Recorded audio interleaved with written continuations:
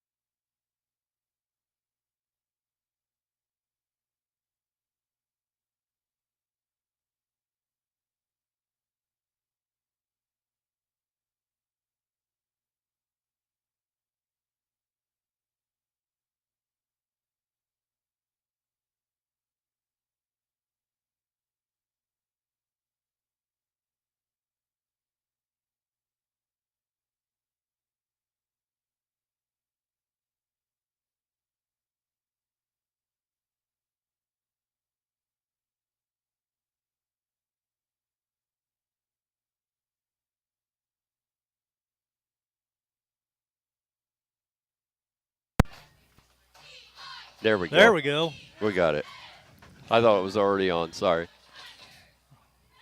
Yeah, now we're cooking. Yeah, it sounds good. Yeah. Let's hear it for the 2021 Marching Tigers. Be sure to stick around for tonight's halftime show where the Marching Tigers will preview part of this year's featured performance. That's pretty sad when you got a band member injured. Yeah.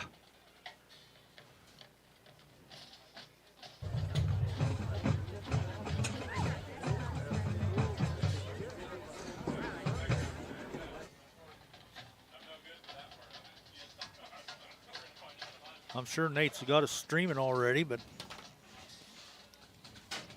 Coming down to 10.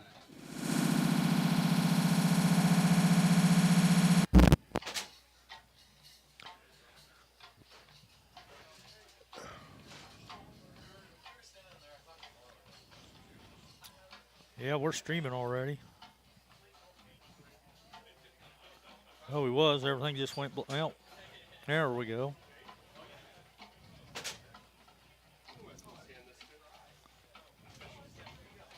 How long of an intro does it take to come in? They have about a minute of sponsors. Probably, give or take.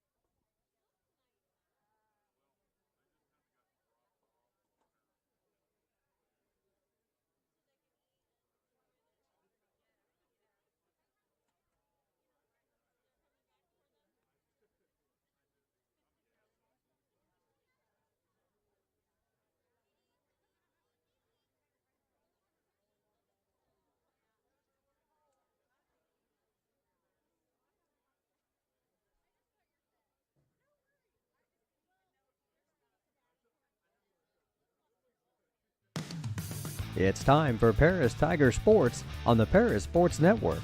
Brought to you by Step Farms and Excavation, Seed Solutions, Chip and Bethany Keys, Terry Elliston State Farm Insurance, Illini IFS, Country Financial, the Edgar County Community Foundation, Stuart and Carroll Funeral Home, and our affiliate sponsors Moody Farms, Tom and Marnita Stuck, Jim and Kay Taylor, Darren and Erica Kohlmeyer, Paul and Kathy Porter, and the Mary Lou Pine family.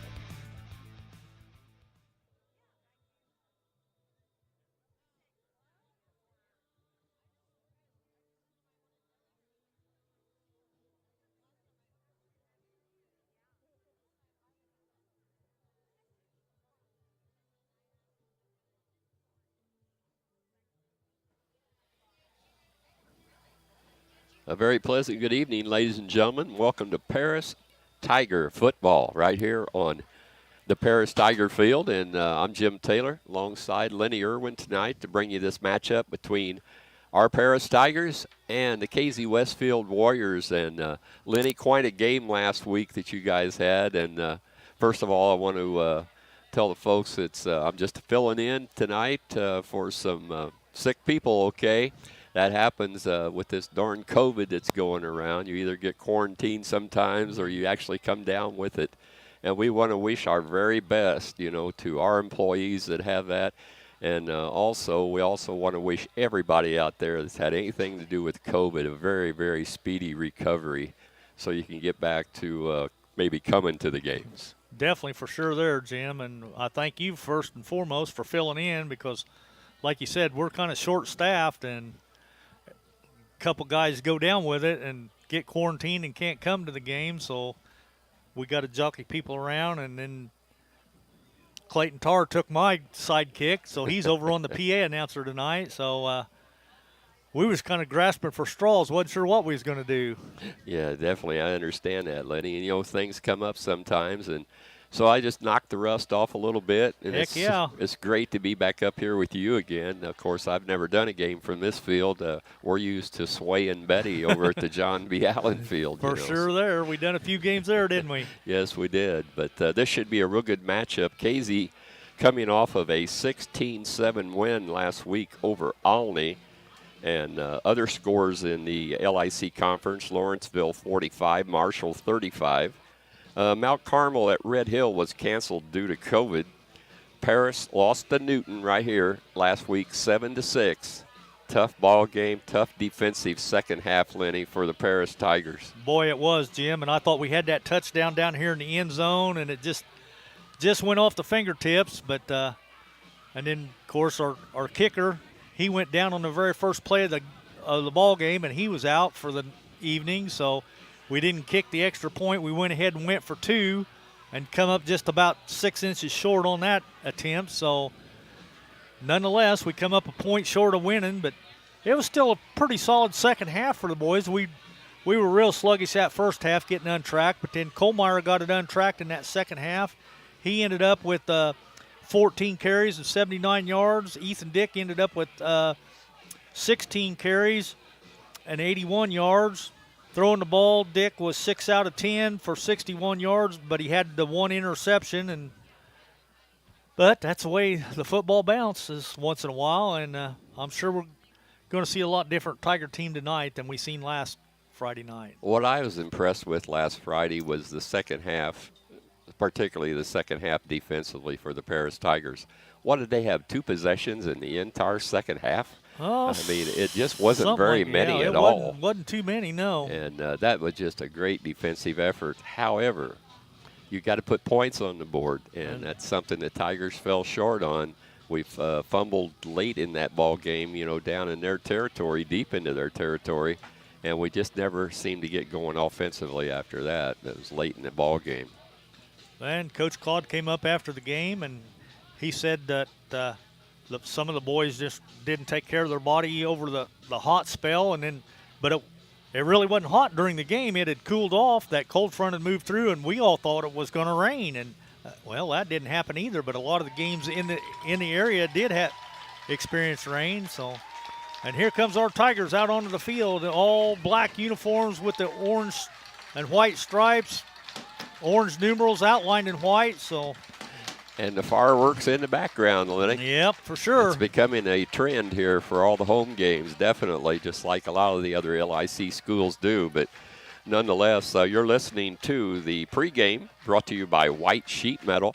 And we're going to take a break, and we'll be back shortly with the kickoff for the Paris Tigers and the Casey-Westfield Warriors.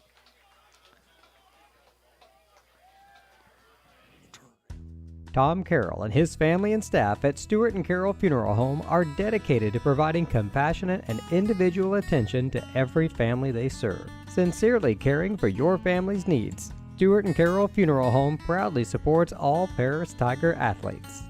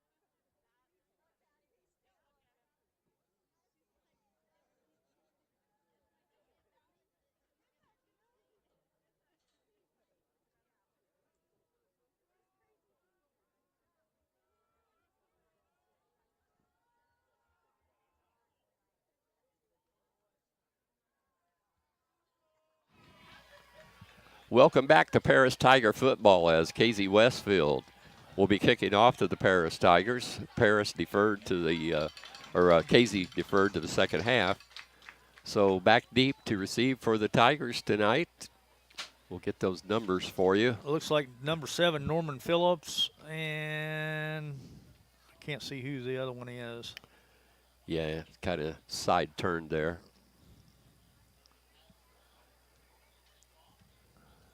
Waiting for the officials to blow the whistle, and we're set to go. Paris Tiger football. Short kick. Yeah, he was down on one knee, so as soon as he caught it, he was on that knee.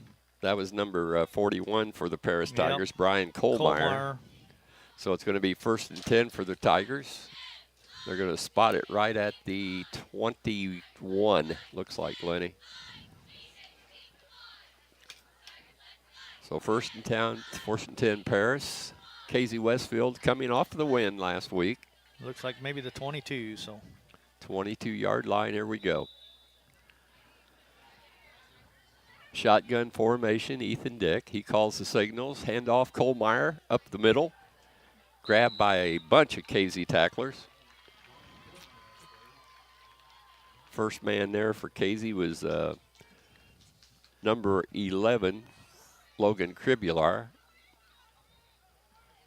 Well, looks like Kohlmeyer picked up about 4, maybe 3. I'll give him 3. 2nd and 6 for the orange and black. As Kohlmeyer is once again, I think, in the backfield. Hard to see these numbers sometimes, Lenny. It is. Pass is on its way to the wide receiver and goes through his hands from Dick. And so Paris is going to be faced with 3rd down here.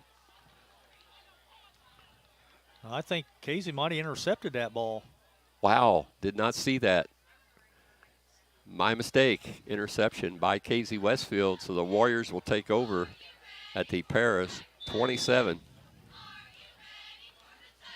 1st and 10 for Casey-Westfield.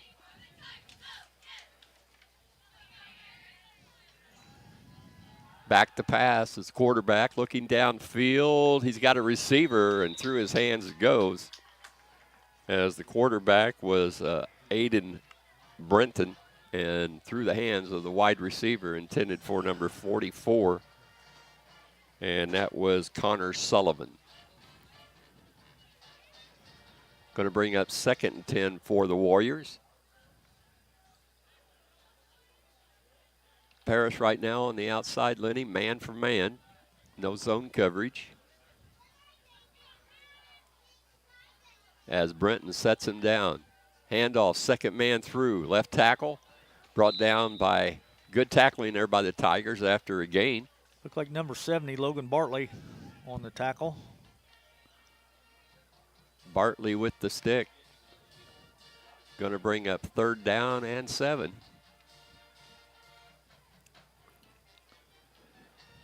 For the Warriors. No score in the ball game. Game just underway. Paris threw an interception and Casey-Westfield going the other way. 3rd down and 7 as Brenton calls out the signals. Looks downfield. Ball's in the air and overthrown the receiver. That receiver was number 10, Richards, Judd Richards. Looking down the lineup here for Casey-Westfield, I see a lot of familiar names over the years that these are probably their grandkids playing by now. But Richards is definitely one of them. Livingston, another one. A lot of names here out of the past. Casey-Westfield, 4th and 7. They're going for it. Pass is short, complete, close to the 1st down. I think he got it. As the receiver hauled it in. That was Sullivan again, Connor Sullivan. Sullivan lined up in the backfield that time and came out and nobody picked him up right away. So it's a 1st down, Casey-Westfield. Ball at the resting at about the 14-yard line of Paris. No score as Brenton brings him up to the line for the Warriors. Hand off, second man, we got a whistle. And I'm sure that somebody on the line may have moved that time, Lenny. Should go against Casey-Westfield. And it is. And we have a timeout, Casey-Westfield.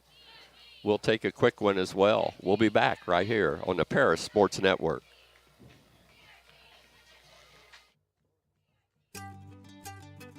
Cargill Dry Corn Ingredients, located on the west side of Paris. We believe the world eats better when we eat together. That's Cargill, helping the world thrive.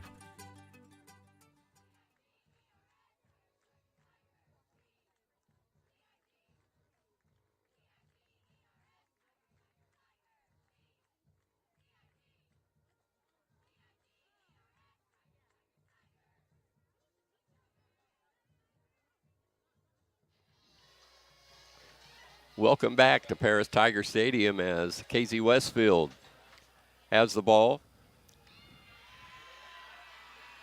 And it's 1st and 10 from the 14.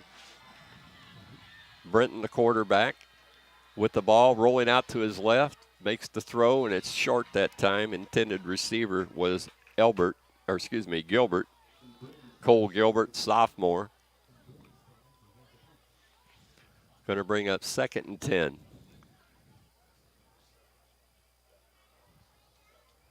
Ball resting just inside the 15 of Paris.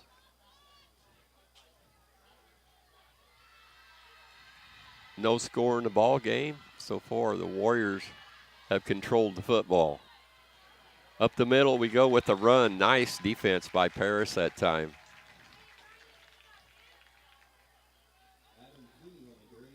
That was a nice stick by Kohlmeyer. As the ball carrier was number 27 that time. That was Adam Keeney. Yep. Good defense by the Tigers, though, as they sacked him for a loss. Going to bring up 3rd and call it 13. Passing situation for Casey-Westfield. Nope, it's a running play. Goes off right tackle. Keeney again. I think he had over 130 yards last week on the ground. Good gain.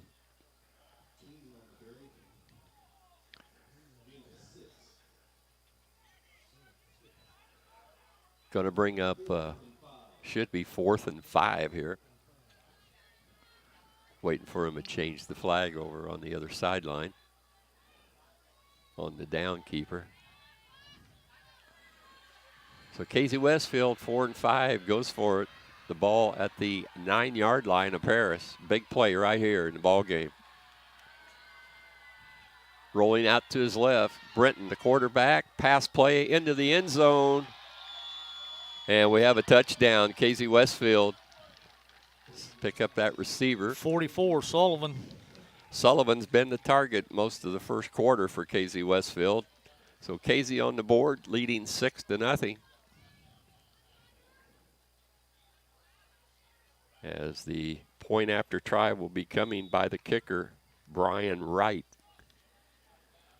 And the holder is Brenton, the quarterback.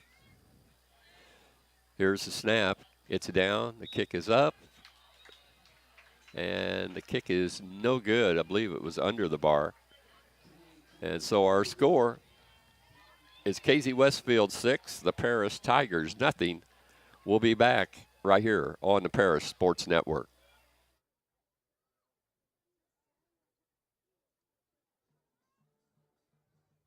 Church Insurance is an independent agency specializing in home and auto, life and health, as well as business and farm insurance. For over 100 years, Church Insurance has been servicing Edgar and surrounding counties. Stop by their office at 116 East Court Street and talk to Bruce, Ann, or Tay, and let them take care of your insurance needs. You can also give them a call at 465-4022 or visit their website at churchinsagency.com.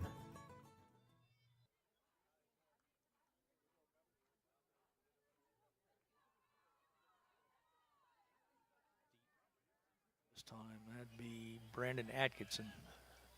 Welcome back to Paris Tiger Stadium, and Brandon Atkinson, like Lenny was just saying, is the deep back for the Paris Tigers as Casey-Westfield gets set to kick off. Casey-Westfield leads 6-0 here in the first quarter. And here's the kick. Low squib kick coming down short, of course. And the receiver is all the way up to the 40. Trying to see who that was. 33. Number 33 Robert is Wells. Robert Wells. Yep. Thank you, Lenny. Going to be 1st and 10 Tigers right just inside the 40-yard line of Paris.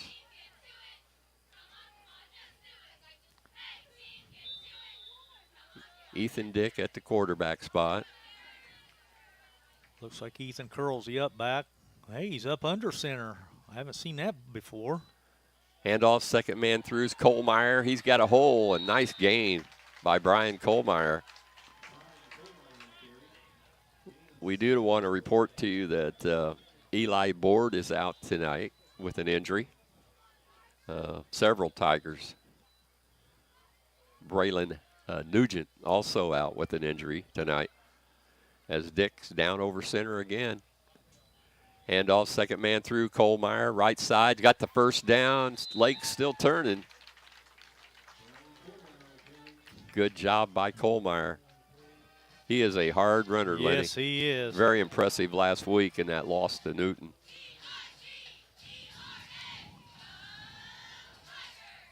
Coach Clyde making the call for the play as Curl is the up back again. Down under center is Dick. Second man through, Kohlmeyer again. Man, he's hit it right at the line that time by a whole host of KZ tacklers. He was. Looked like number 60 and number 16 both. 60 was Jacob Clement and 16 was Tyler Spittler. So it's going to bring up 2nd and 10 for Paris, just inside Casey-Westfield territory. 6-0 our score. Paris Tigers on the trailing end to the Warriors. Dick on the call. Keeps it himself. Rolls out to the left. And is brought down after a gain of about 3, Lenny, it looks like. That's Dick's first carry for the night, I believe. It is, yep.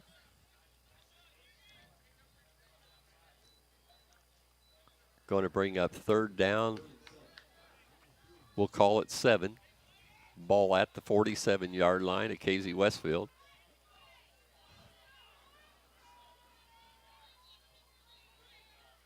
Looks like Trey Lee's going to be the wide out.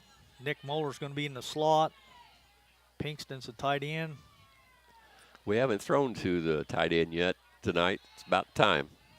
There's a pass play off the hands of Moeller.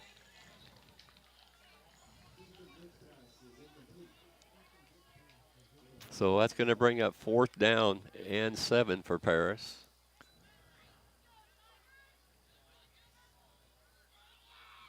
And I think Landon Ingram is back in the lineup tonight, and that's good to see, Lenny. Our kicker, and he'll be in punt formation. I was told that all he was going to do was just extra points only, but you're right, Jim. He is back to do the punting, it looks like. And there's a kick. It's a good one over to the right side, angling out. And it's going to be down by the Paris Tigers. Good job by Ingram, his first kick of the year, as he was injured, wasn't able to play last week. Christian Miller stepping in for him last week to do the punting and the kickoffs. So Casey-Westfield will have the ball. The ball will be at the 11-yard line. Good kick there, Lenny, by Landon Ingram. Let's see if our defense can stiffen up now and maybe get a turnover. We could use one. We could. Casey-Westfield running the ball to the right side. Not much room that time for Casey-Westfield as a host of Tigers in on the tackle. Keeney once again the ball carrier. No gain. Curl was the first one there to make the hit.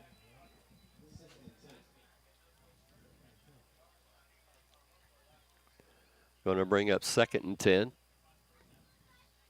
Casey-Westfield Warriors leading the Paris Tigers 6-0 with 5:53 left in the first quarter.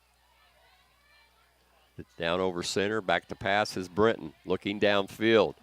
He's got a receiver, but threw it way over his head. Everybody. I think he tried to just throw that one away, Lenny. I think so. He had nothing there. Intended for number 44 again. That's been his main target, Connor Sullivan.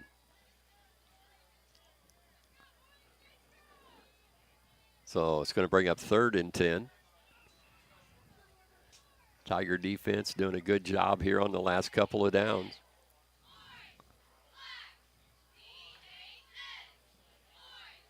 As Casey-Westfield breaks the huddle. In shotgun formation this time is the quarterback, Brenton. Looking downfield, ball's in the air, and overthrown again to his intended receiver. The speedster that time, number 20, that's Charles Bonner. Way over the head of him. We'll bring up 4th down.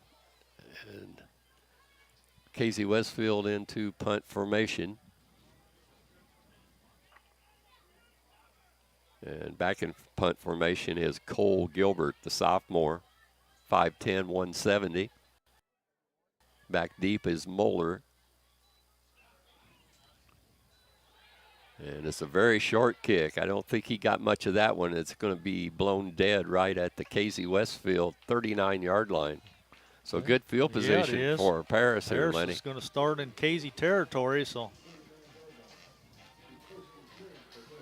let's see if we can't get something going here. Trailing 6-0 to Casey-Westfield. Nice to have you tonight watching, listening to Paris Sports Network. I'm Jim Taylor, Lenny Irwin alongside as the Paris Tigers hosting Casey-Westfield Warriors. Dick calls out the signals out of the shotgun, hands off to Kohlmeyer. Kohlmeyer going around the right side. He's got some running room, breaks tackle, breaks another tackle. He's inside the 10 almost. Wow. Damn, that was a heck of a run by Kohlmeyer now, I'm telling you. He made a lot out of nothing there. Sure did. So Brian Kohlmeyer, he's a lot of fun to watch, folks. So 1st and 10 Tigers, we got something going. The ball all the way down to the 9-yard line at Casey-Westfield. Dick going to work out of the shotgun again. Receivers to the right is Moeller. He goes in motion, handoff to him. Muller. Flags. Yeah, we got a late flag there, and that's most of the time is going to be holding. But we'll see. And it is. Yep. So that's going to back the Tigers up.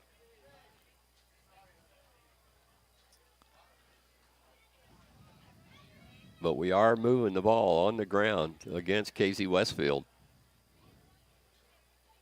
Kohlmeyer doing most of the damage. That'll back us up 10 yards from the spot of the foul. 1st and 17 for Paris. As Dick waiting to get the play from Coach Clyde, and he's got it. Out of the shotgun, Kohlmeyer the single back. Up back is Curl. And Dick keeps it himself around the right side. May score. Just short of the goal line. Let's say I've never seen any signals, but he had to give it awful close. What a great run that time by Dick. Saw a foul, he just followed his blockers. Yeah, he did. Saw the hole and just ran through it. Almost scored. Well, he got 16 on the carry. He needed one more yard. From the one of Casey-Westfield, down over center is Dick. Ethan calls out the signals, gives it to Kohlmeyer, and met by a bunch of Casey-Westfield Warriors for the Tiger tackle. 3:47 left. Lost a few that time, Lenny. Well, they actually moved it forward about an inch, but. Well, good. Because it sure didn't look like he made it there. No, I didn't think so either. But his second effort sometime gets you a yard. It's 3rd and 1 or 3rd and goal from the 1. So Dick down under center again. Handoff, Kohlmeyer, second effort. And touchdown Paris. Had to wait for the signal. So a 1-yard run for Kohlmeyer gives Paris the score. And we're tied at 6. Let's see what we do here if we go for 2. Nope, we're going to kick this one, I think, with Ingram. So let's see if the Tigers can take the lead. Ingram waiting for the snap. It's a good one. The kick is up.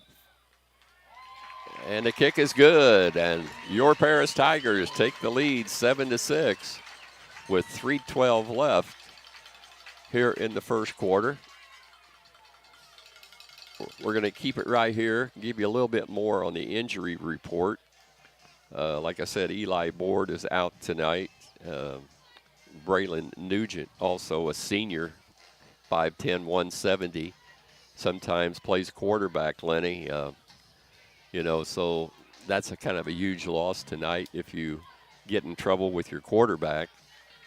So far, Ethan Dick doing real well in the ball game. But those are the 2 key ones that I see. But there are some other Tigers also on the sideline. I'll try to report those to you as we go. So Paris will be kicking off as the Paris Tigers lead now 7-6. Kind of like last week, only we were on the other side of that number, Lenny. Yep. So hopefully the Tigers can keep this rolling as Ingram will kick off for the Paris Tigers.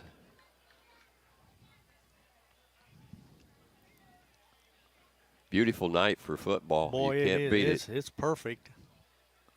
We've been waiting for this kind of weather.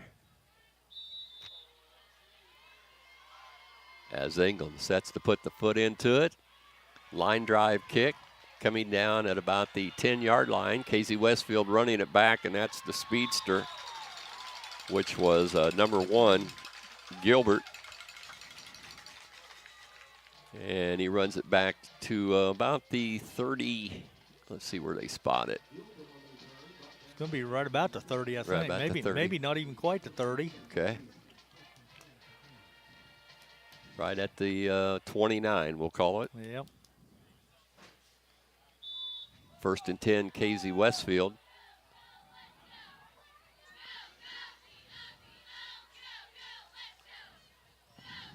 Down under center this time goes Brenton.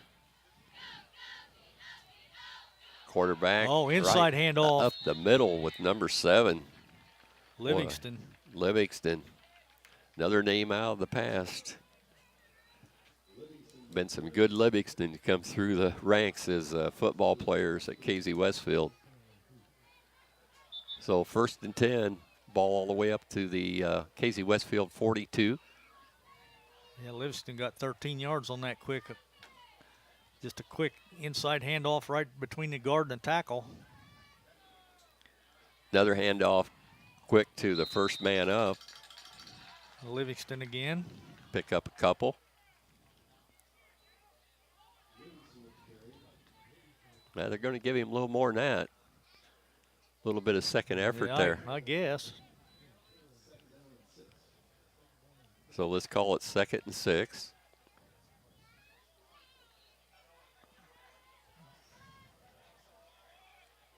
As Brenton down under center.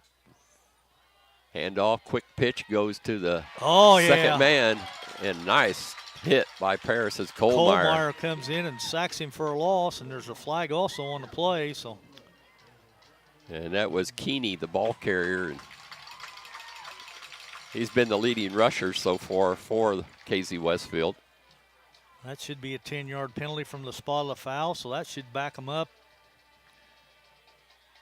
Should be about 2nd and probably, I'm guessing, 15, 16, something like that.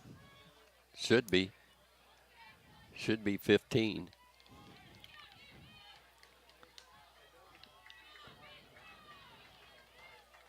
Yep, you're right on the numbers, Lenny.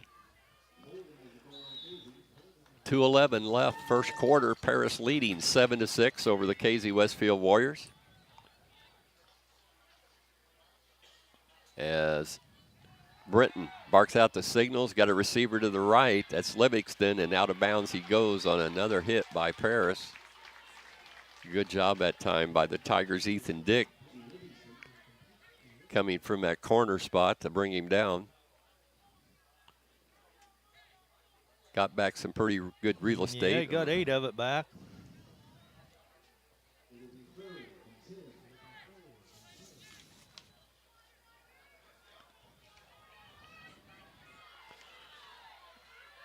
So Brenton out of the shotgun. He'll set the Warriors down. 2 receivers to the left, 1 short side of the field. To the short side of the field they go with the pass. Receiver hauls it in, goes down the sideline, knocked out of bounds at the Paris 40. Well, that was kind of a little screen pass out there, and he had 3 guys in front of him, so he just kind of picked and chose the way he was going to go. And that was Judd Richards, a 5'9" senior, that made the catch. And once again, Ethan Dick making the stop for Paris, the senior.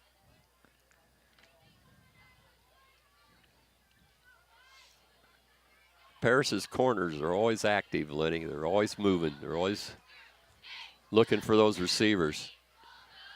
And there's a quarterback keeper by Brenton. He's got the sidelines, tiptoeing down the sideline, and steps out at about the looks 8, like, yeah, 7 or 8 yard. 8, yeah, it's where.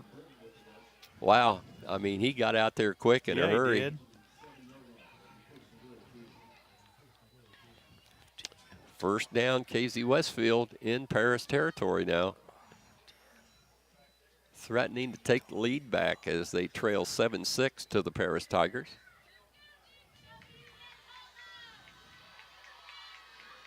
Brenton down under center this time. The lone back is Keeney. Right up the middle we go. Nothing that time. Nothing that time is right. Good defense by Paris. Livingston the carrier.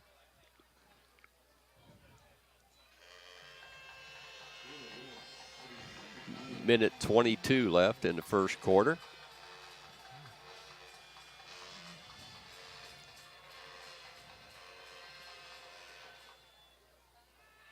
Casey breaks the huddle. Single receivers, both sides. There's a quick pitch to Keeney. The speedster cuts it back inside, close to the goal line. Short of the goal. Wow, that had to be awful close. Keeney, a very hard runner. Give him 6. So it's going to be third. Third and goal from Yep, the 1. Third and goal. Down under center is Brenton. And we got a whistle.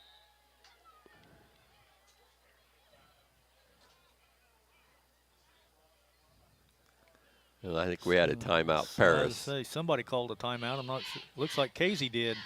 Casey, okay. No, Paris did. They switched it. He switched it.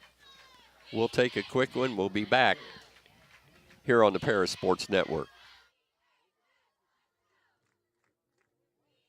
Diamond Brothers Insurance, LLC has been providing security and peace of mind for individuals, businesses, and government entities for over 150 years. Their agency philosophy is to serve their communities with excellent service, advanced technology, and comprehensive insurance protection. Visit any of their 44 locations throughout the state of Illinois, Indiana, and Wisconsin.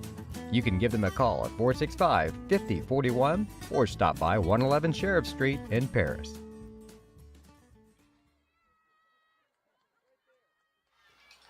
Casey-Westfield threatening from the Paris 1. Paris jumps, but they get back in time, Lenny. In motion.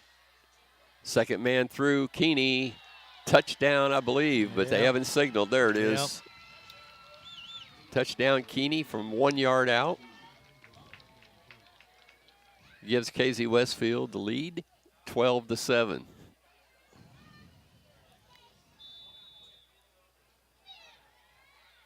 So both teams running the ball pretty effectively so far, Lenny. That they are. Casey-Westfield lining up for the kick. Nope, they're going to go. They're going to go for 2. Brenton fakes the handoff, keeps it himself, goes right side, cuts it in, and he's got it. A 2-pointer is good. 2-point conversion is good, and the score is now 14 Casey-Westfield, 7 for your Paris Tigers. You're listening to Paris Sports Network. Great Heart Seed is dedicated to providing the American farmer with the most profitable corn, soybean, wheat, and alfalfa lines. Their vision is to work on your farm, helping you build higher yields and bigger profits. Contact them at 465-4132. Great Heart, great yields.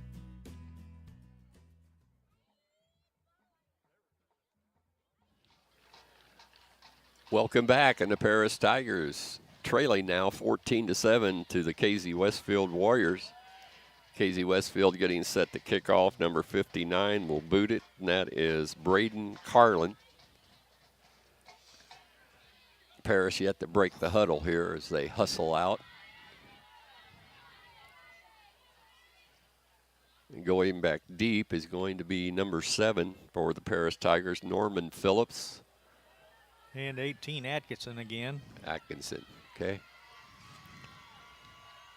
So Casey-Westfield set to kick off to Paris, leading now 14-7. And the kick is a good one this time. Comes down to Phillips. Phillips around the left side, across the 30, up to the 35, where he is brought down by Casey-Westfield's number 61 in on the hit that time. Good return, though, by Phillips. Yes, it was. Kane Davis with the tackle. So Paris will take over at their own 35-yard line. Ethan Dick back to the shotgun this time. Calls out the signals, handoff Kohlmeyer. Cuts it back inside. Not much, maybe 1. See where the spot. No gain. No gain. Hard to tell from up here when that knee gets down, you know. But anyway, we have a timeout on the field. Yep, the end of the first quarter. Into the first quarter. We'll take a break. We'll be back. Paris Sports Network. For nearly 100 years, farmers have counted on FS to provide agriculture-related products and services. Call 465-1560 for fuels, lubricants, or propane for home and farm use.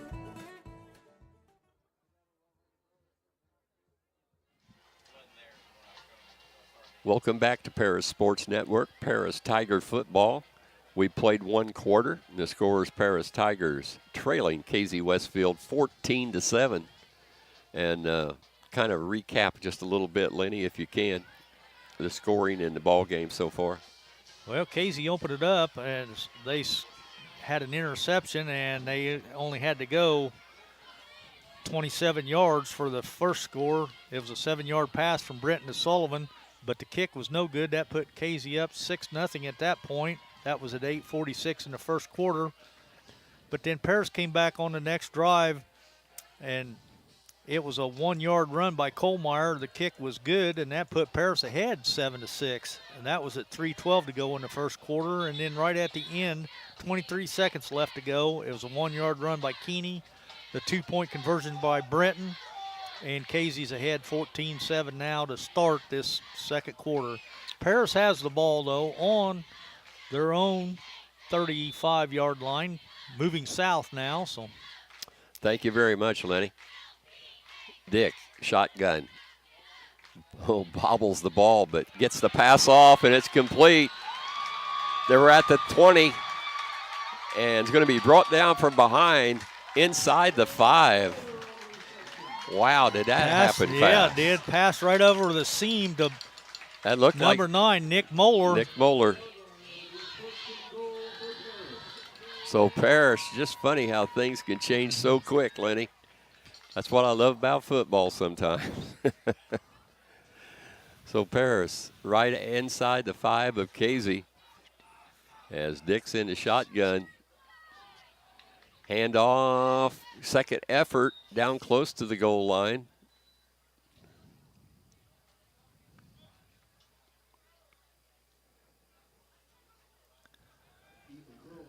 Going to be Ethan Curl was the ball carrier.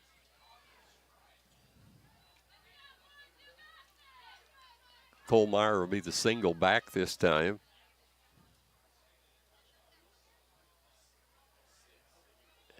Moeller is out to the right, along with Pinkston. There's the snap. Dick, the handoff to Kohlmeyer, cuts it back, and I don't know, Lenny. I think he might have lost one on that one. He didn't gain any for sure. Well, they say he gained a yard, so it's at the 2. So Pinkston hasn't had a pass play yet tonight. This will be a good opportunity to right here maybe see him catch one in the end zone. Dick bobbles it, picks it up himself, and gets back to maybe the line of scrimmage. And that's going to bring up a 4th down, I think, Lenny. Yep, it sure will.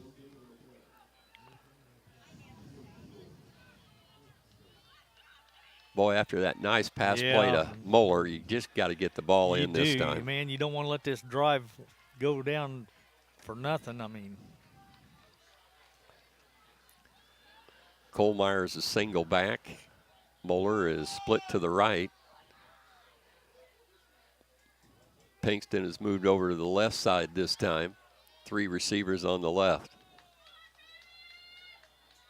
Dick keeps it himself, cuts it inside. He's close to the goal line, and it's a touchdown.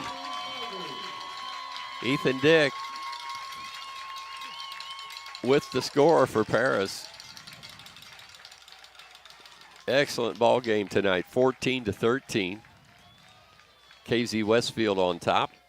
Paris going to go for the point after here with the foot of Landon Ingram. Let's see if he can tie this thing up.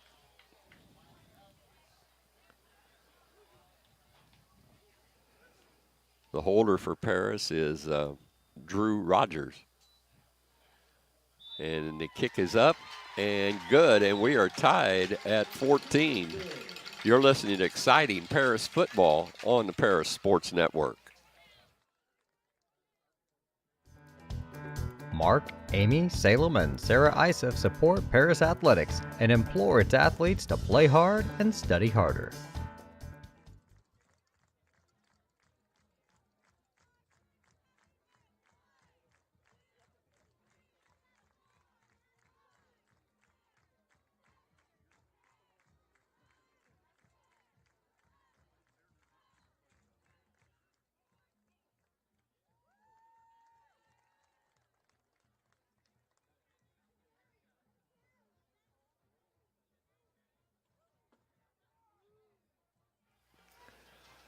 Welcome back to Paris Sports Network. Paris Tigers tie this game up 14-14. And Lenny and I were talking off the air there, and that first play from scrimmage that we did on that possession that time, Lenny, a 65-yarder. 61-yarder. 61-yarder. You called it a 65-yard drive for the score. Exactly, yep. But Nick Moeller with the receiving end on that and got us down into Casey-Westfield territory. And the rest is history. We scored from there, tying it up at 14. As Landon Ingram set to put the boot into it for the Paris Tigers. As we are in the second quarter, 9:40 left before halftime, and there's a nice kick, a deep kick that time, right at the 19. Casey ball carrier hit hard. Wow, what a tackle. That was a stick. Ethan Curl, man. Wow. I'll tell you what, Gilbert felt that one. No doubt. I felt that up here. That was a hit. 14-14 tie ball game as Casey-Westfield takes over after the Paris score.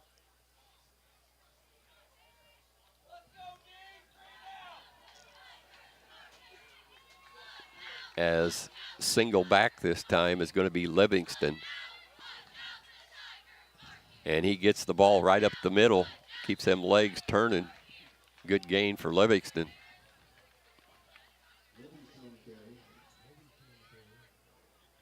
Looks like he got 5.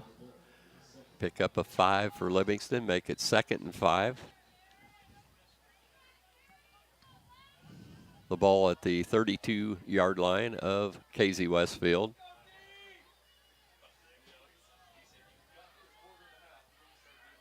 Out of the shotgun, Brenton this time. The quarterback sets him down. Handoff, fake handoff to Livingston, keeps it himself. Nothing doing that time. Yeah, he paid for that. Nothing doing that time. Looks like 65, Camden Crowder, come around from the outside and caught him from the back and sacked him for about a 6-yard loss. Big play right here for Casey-Westfield at 3rd and 9.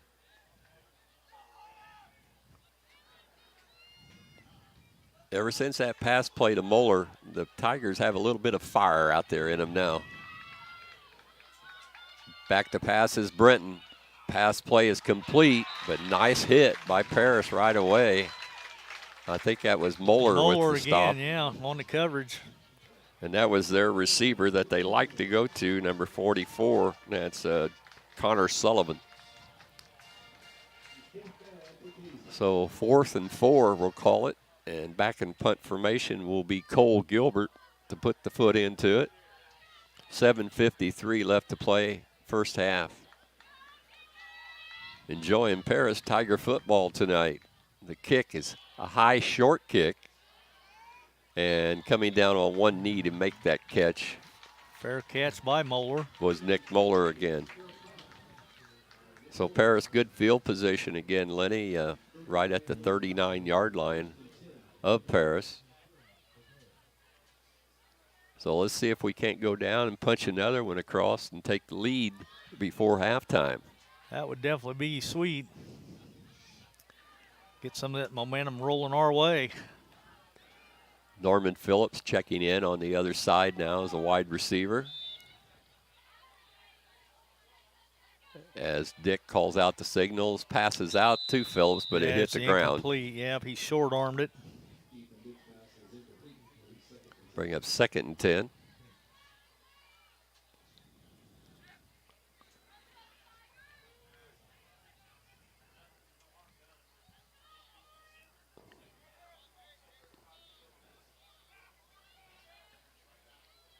Waiting on the play from Coach Claude as he sends them in with singles, Lenny. A lot different. Back to pass is Dick, looking downfield, got rush here, so he's going to keep it himself, and picks up about 7 on the play. Yeah, he did.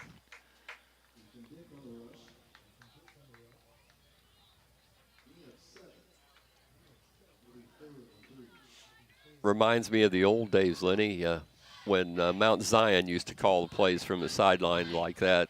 And it seems like, it took him 15, 20 seconds to get the play in. Sometimes, yeah. But nonetheless, that's football. Dick back in the shotgun, rolls to his right, looking downfield. He's got a receiver. Oh, right off Muller's hands. That would have been a first down, too. It's going to bring up 4th and 3 for Paris.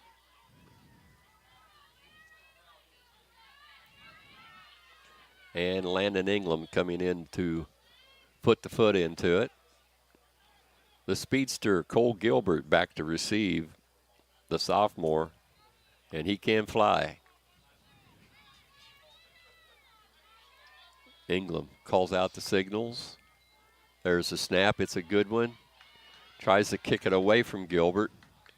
Does a good job of it. The ball's going to be rolled dead right at about the 25 of Paris. Or excuse me, of Casey-Westfield.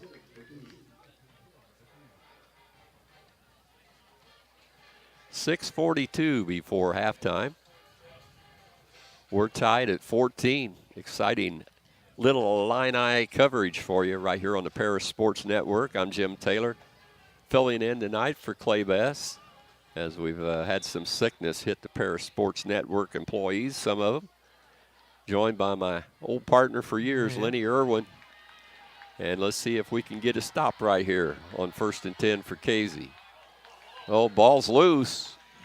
And I think Paris are saying they have it. But no signal. Well, probably not, but let's hope. They Yes. do, yeah, we do get it. I believe Ethan Curl come up with that ball. And so good break for Paris right here.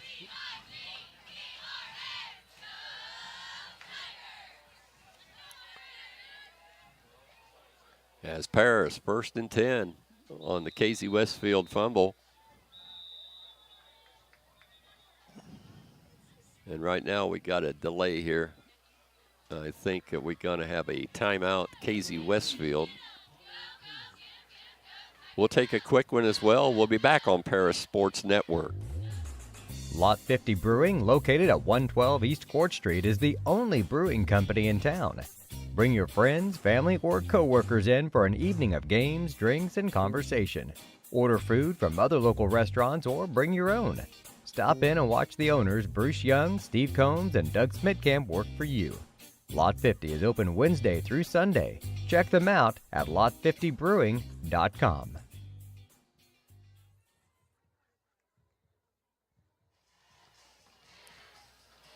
Paris Tiger on the timeout, Lenny, and Paris a good break right here. And it's one of those times when you're down into that red zone, you want to be able to get that ball in. Definitely now.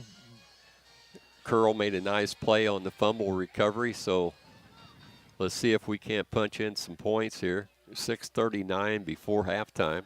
Looks like the ball's resting on the 16-yard line, so. As Dick calls out the signals from the shotgun. Single back is Kohlmeyer. Cuts it inside. He's got some room. He may score. He does. And touchdown Paris from 15 yards out. Brian Kohlmeyer gives the Tigers the lead.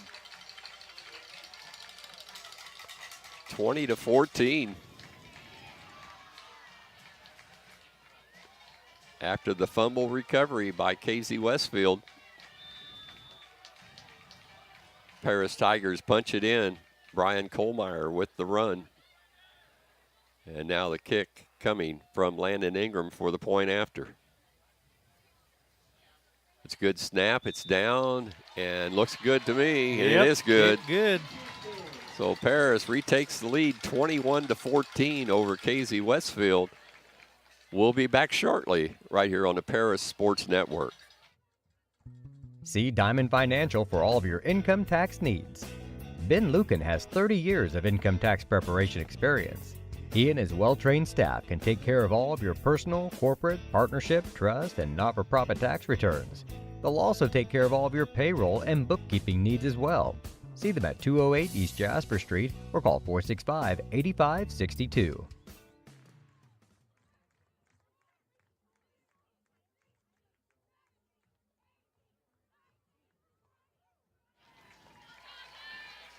Welcome back to the Paris Sports Network. Paris Tigers lead 21-14. 6 minutes and 30 seconds before halftime. Nice to have you listening in, watching in tonight. All across this great United States. I tell you, Lenny, there's a lot of people out there that listen to you that you don't know about. That's for sure. Pretty far distance. Now that everything's on the internet or whatever, you just click on the YouTube channel and go to Paris Sports Network and you're there. It's a great thing. Ingram with the kick. Low kick this time. Bounding. Coming down to the speedster, Gilbert. Nope. Check that. Flags all over the place, over all kinds of flags. That was Keeney, the ball carrier. I think every official out there threw a flag. Probably going to see holding for one.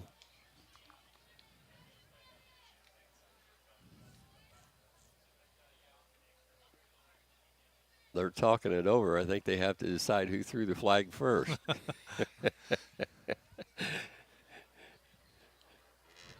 Nonetheless, we're waiting for the call. We'll see what the signal's going to be, but I'm like you, Jim. I'm pretty sure it's probably going to be a holding against Casey. Yep, they're backing it up.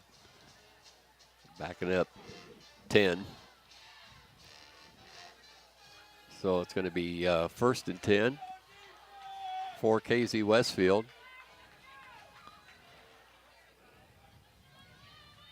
Ball at about the 23-yard line. Yeah, the scoreboard says 22. 22, okay.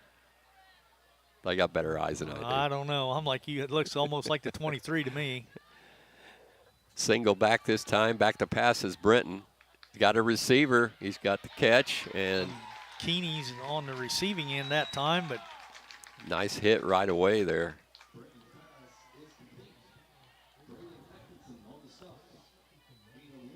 And that was Braden Atkinson on the stop for the Paris Tigers.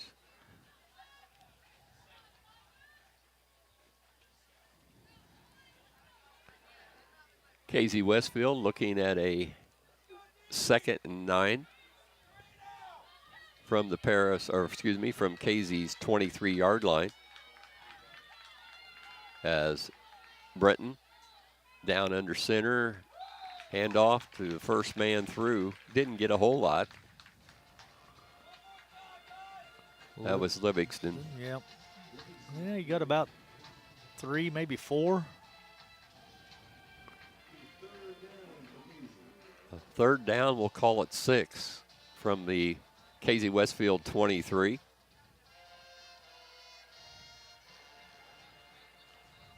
A big stop here would really be nice.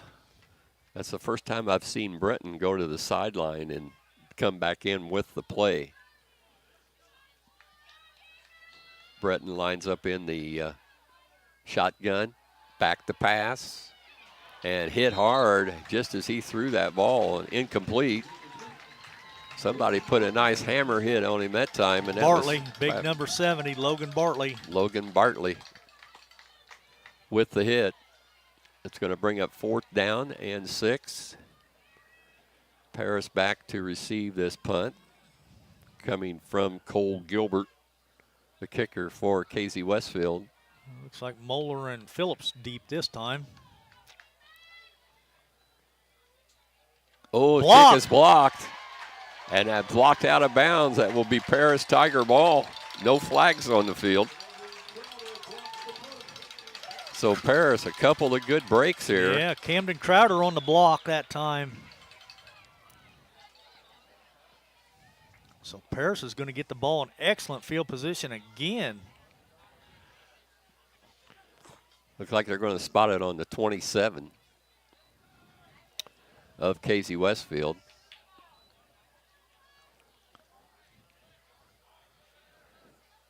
So Paris going to line up.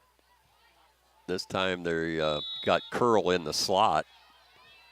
Kohlmeyer, the single back. He'll get the handoff. Oh, man, nowhere there that time. I think Casey-Westfield seen that play coming. Yeah, they did. Nice hit that time for Casey-Westfield, number 62, Shackelford with the stop, the initial hit.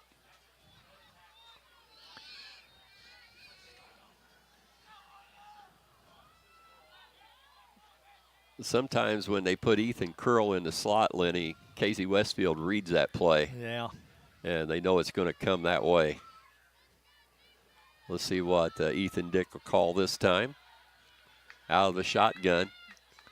He'll keep it himself around the right side. Kohlmeyer with a nice block. And Dick's going to pick up. Flag on the play, though, back here in the backfield. So I'm guess that's going to come back as a hold against Paris. Let's see what we got.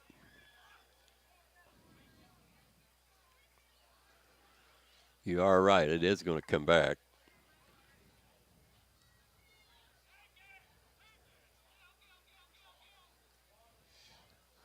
Yeah, and Casey-Westfield was trying to decide if they were going to take that penalty, but they will take it because that's going to be from the spot of holding. And so they were trying to decide if they were going to let it go and make it third down, but I think they made the wise decision. I think so, yeah. Because now it's going to be second down and about 20. Bunch of real estate. Yeah, 25, 26, something like that. Dick, handoff. Kohlmeyer cuts it back to the left side. Got some running room around the outside. He may go, and he gets the first down. I think he got the first down, though, so. Great run by Brian Kohlmeyer. No flags on the play.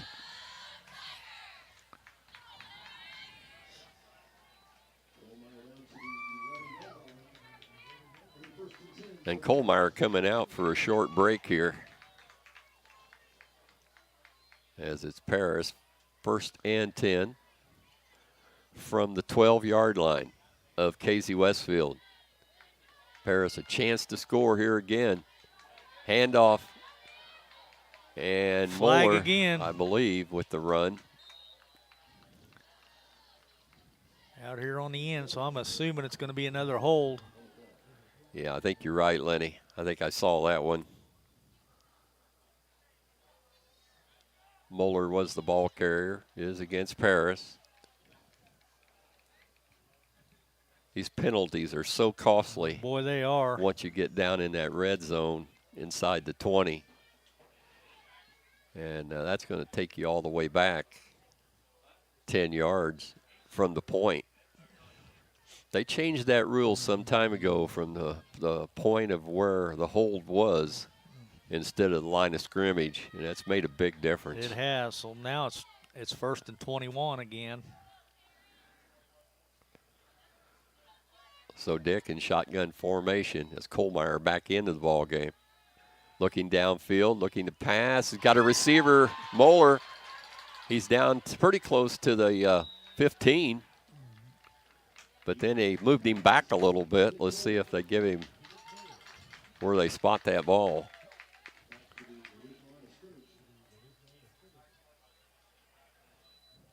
It's not a first down. Back to the original line of scrimmage. Yep. So 2nd down and 10 from the 11 of Casey-Westfield. Plenty of time, 2:34 left in the first half. And we have a timeout on the field Paris Tigers. And we're going to take a quick one. We'll be back on the Paris Sports Network. Golf season will be here before you know it. And Eagle Ridge Golf Course in Paris offers one of the preeminent courses in East Central Illinois and West Central Indiana. Their Wednesday night league will be starting up soon, but they also offer special services such as corporate events, receptions, and group lessons. Call 463-3434 or visit eagleridgeparis.com.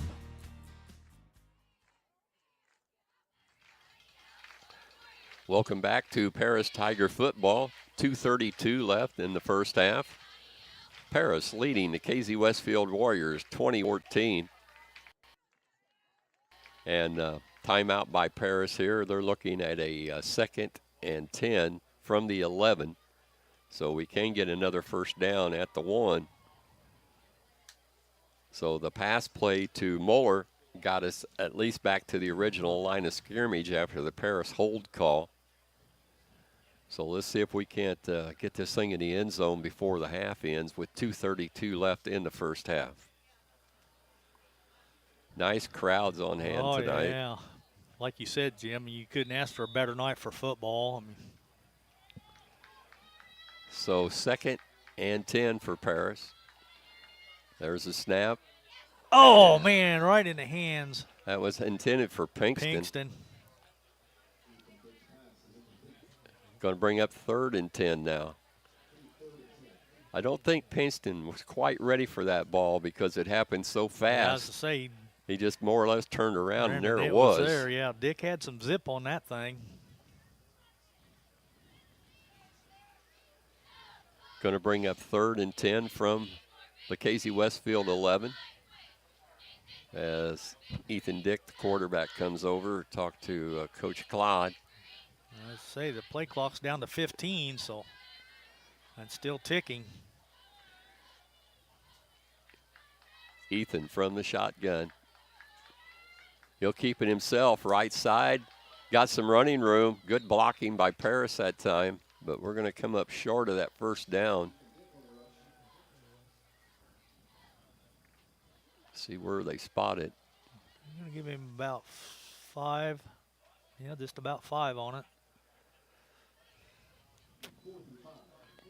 Bring up 4th and 5.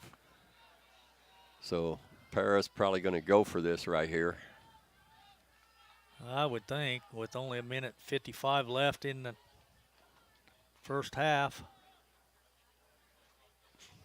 Ingram an option that you could, try to kick the field goal. He's been kicking the ball through there with a lot of room to spare. I think they're going to let the clock run down and take the penalty.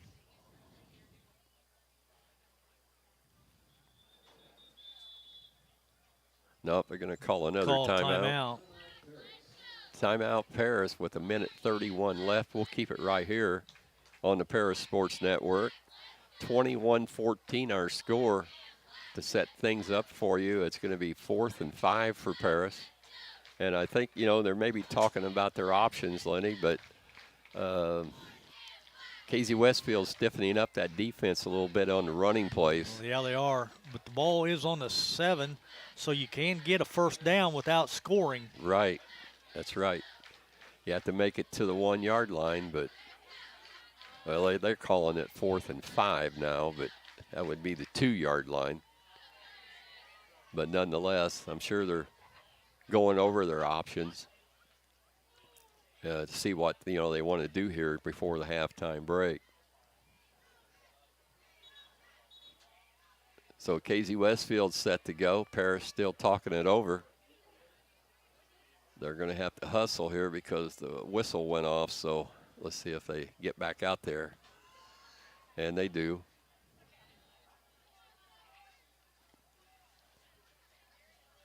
Kohlmeyer will be the single back. Curl lines up in that slot on the right, Lenny. Receivers, Moeller. And it's looking like it's going to go to number 3. But almost intercepted. Number 3 cut to the right, and the ball was thrown to the left. So it was almost intercepted, like you say, Lenny. But the intended receiver was Trey Lee. But I think he turned the wrong way. That's what I'm thinking. So it's going to be 1st and 10 for Casey-Westfield from their own 7. So we got a good turnover there, Paris Tigers did, but we didn't capitalize on it. Minute 28 before halftime. So let's see if we can get another one right here. Casey-Westfield breaks the huddle. Brenton down over center. He may be just content just to run this ball out. He hands it off to, I believe that was number 27, Keeney. Couldn't get the number that quick. I seen it too. That's all I seen. Keeney was, I believe, the ball carrier. I think that's what the PA announcer said. So he gained 2 yards. 2nd and 8. As Casey-Westfield breaks the huddle. Clock running, 50 seconds left in the first half.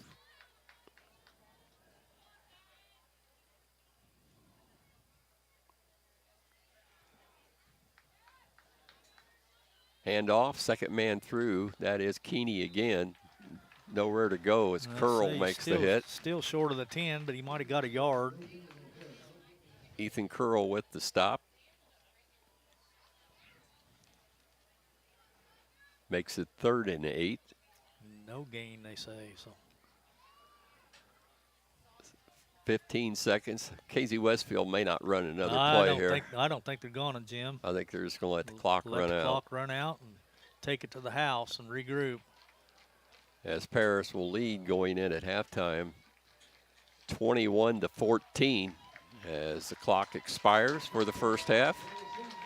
We'll be back with our halftime report, look at stats with Lenny Irwin, and second half action right here on the Paris Sports Network from Paris Tiger Stadium.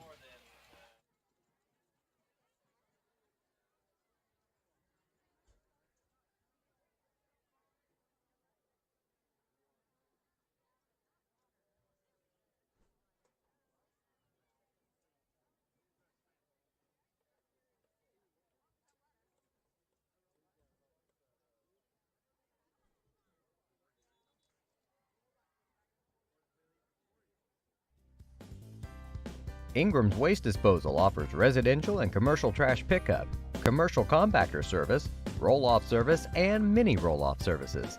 Call Scott, Kathy, Mary Jo, or Bethany at 465-3335. Ingram Waste Disposal, proudly serving Edgar and Clark County since 1950. Make plans to attend Lake Ridge Christian Church this Sunday, either for their traditional service at 8 a.m. or their contemporary service at 10:30 a.m. There's something for everyone at Lake Ridge, from infants to the more seasoned generation. Visit their website at lakeridgechurch.org or find them on Facebook to watch their service each Sunday morning at 10:30. Located at 500 West Jasper Street in Paris, Soleil Body Salon offers 5 lay-down and 1 stand-up tanning bed, as well as spray tan services. They also have a nail technician, an esthetician, and a hairstylist. Give Leslie and her staff a call at 465-7546. Located at the Paris Airport, Seed Solutions wants to wish the best to all Paris Tiger teams this season. Contact Chip or Bethany Keys at 251-0153.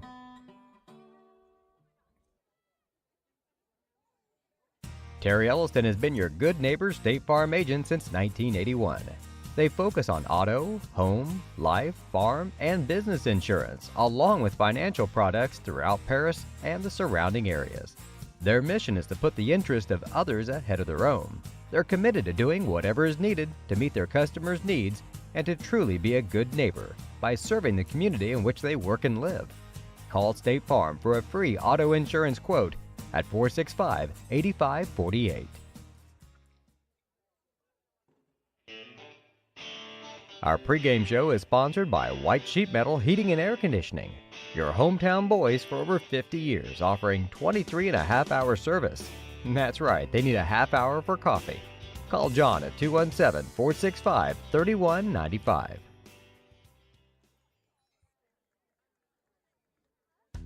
Tom Carroll and his family and staff at Stewart and Carroll Funeral Home are dedicated to providing compassionate and individual attention to every family they serve, sincerely caring for your family's needs. Stewart and Carroll Funeral Home proudly supports all Paris Tiger athletes.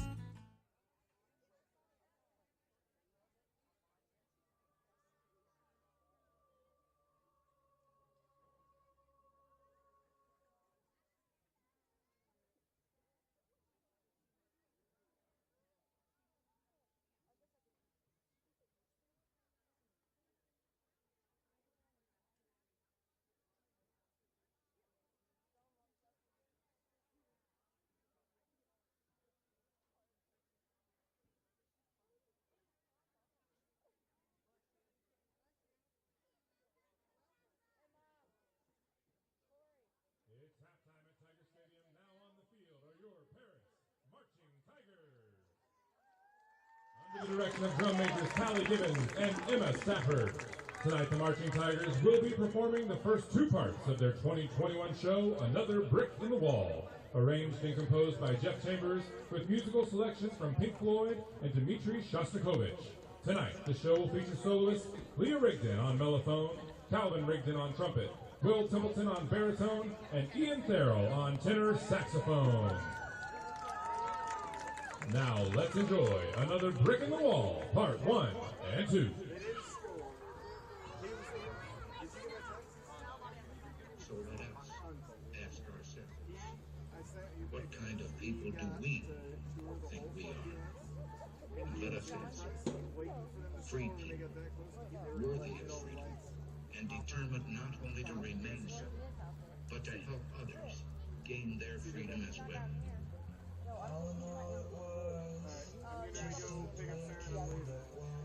Mr. Gorbachev,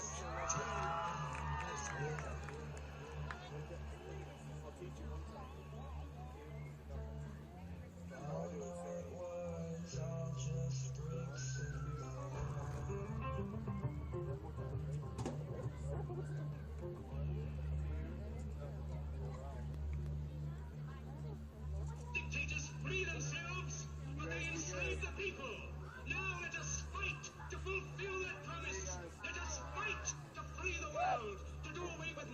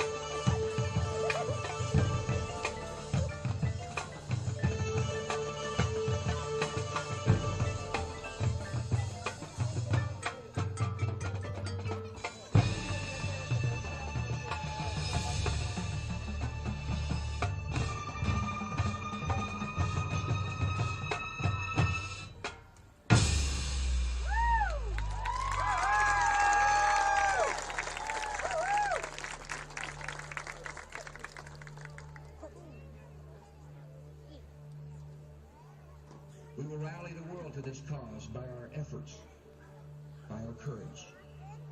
We will not tire, we will not falter, and we will not fail.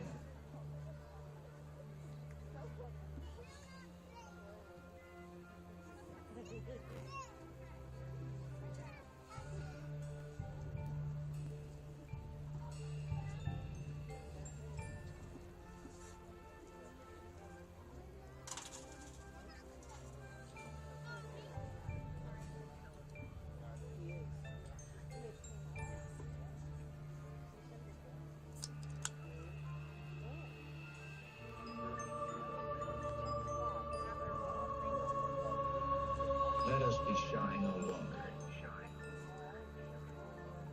Let us go to our strength. Let us tell the world that a new age is not only possible, but probable.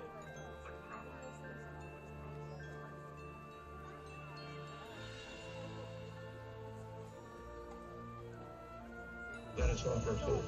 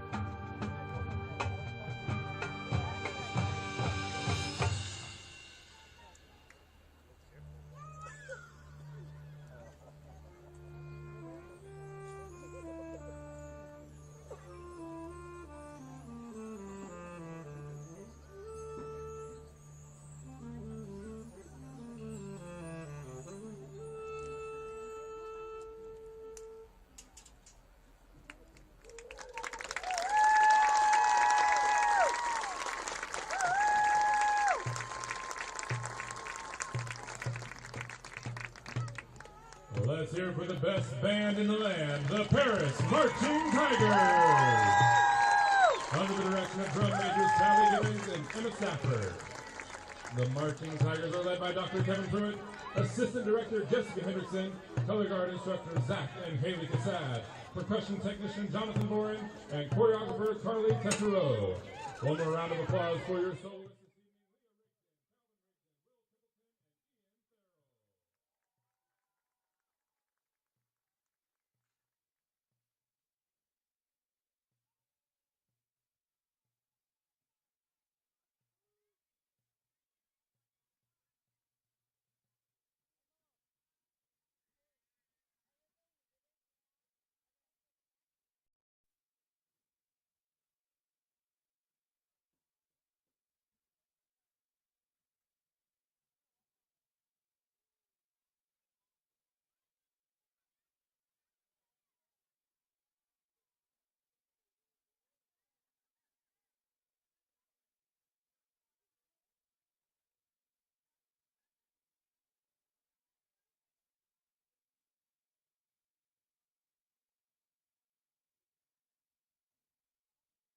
27 yards.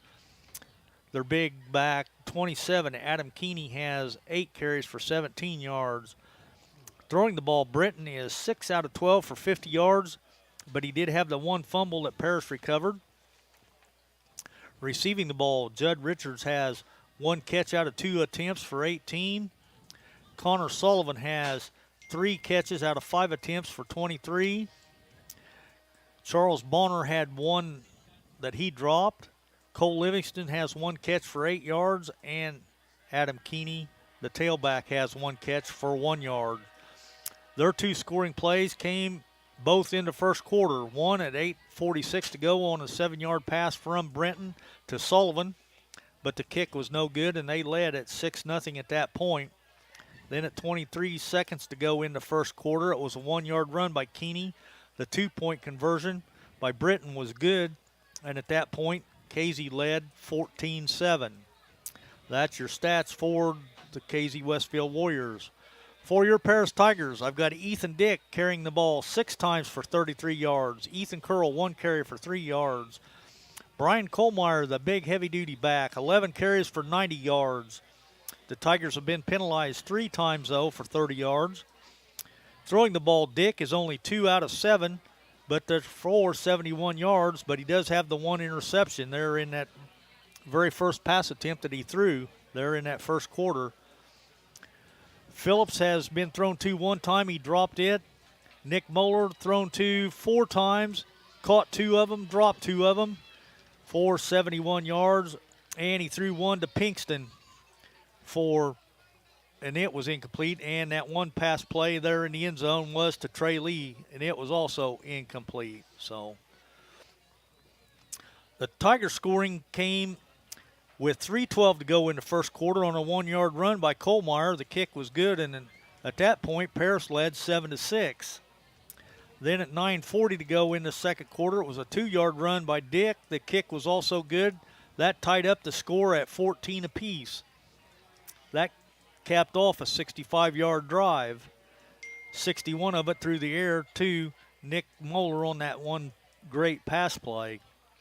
And then at 6:31 to go in the second quarter, it was a 16-yard run by Kohlmeyer for the touchdown. The kick again was good, and that's where we stand right at halftime. Paris on top, 21-14.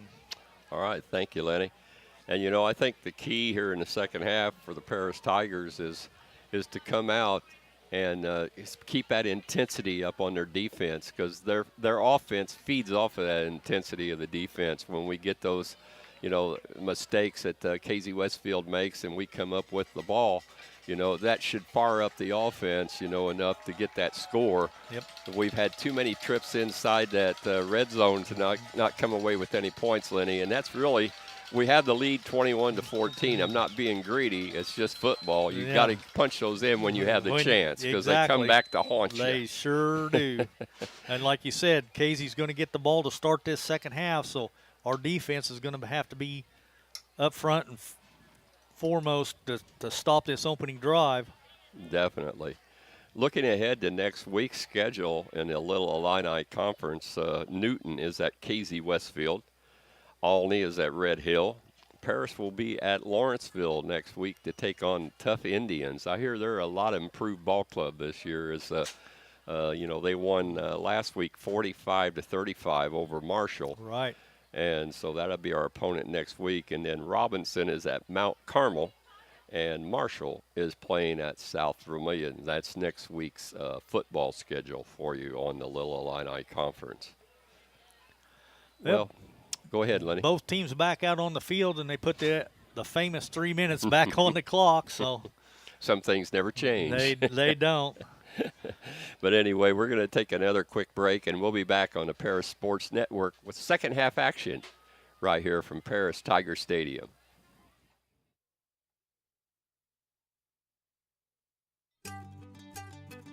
Cargill Dry Corn Ingredients, located on the west side of Paris. We believe the world eats better when we eat together. That's Cargill, helping the world thrive.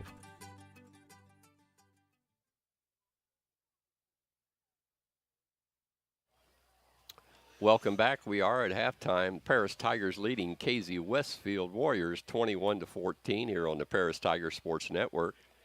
And once again, while we had the opportunity, we want to thank all of our sponsors that bring you this each and every week. All the games, you know, that Lenny covered a volleyball game last night, and you know, there's other games that he's going to cover, and you can't do it without you find sponsors out there, and we really appreciate it.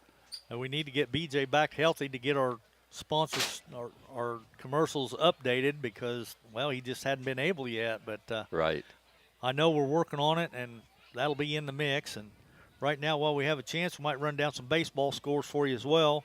For all you Cardinal fans out there, they're beating the Brewers 8-0 in the third. I've got the White Sox and Royals. They're still scoreless.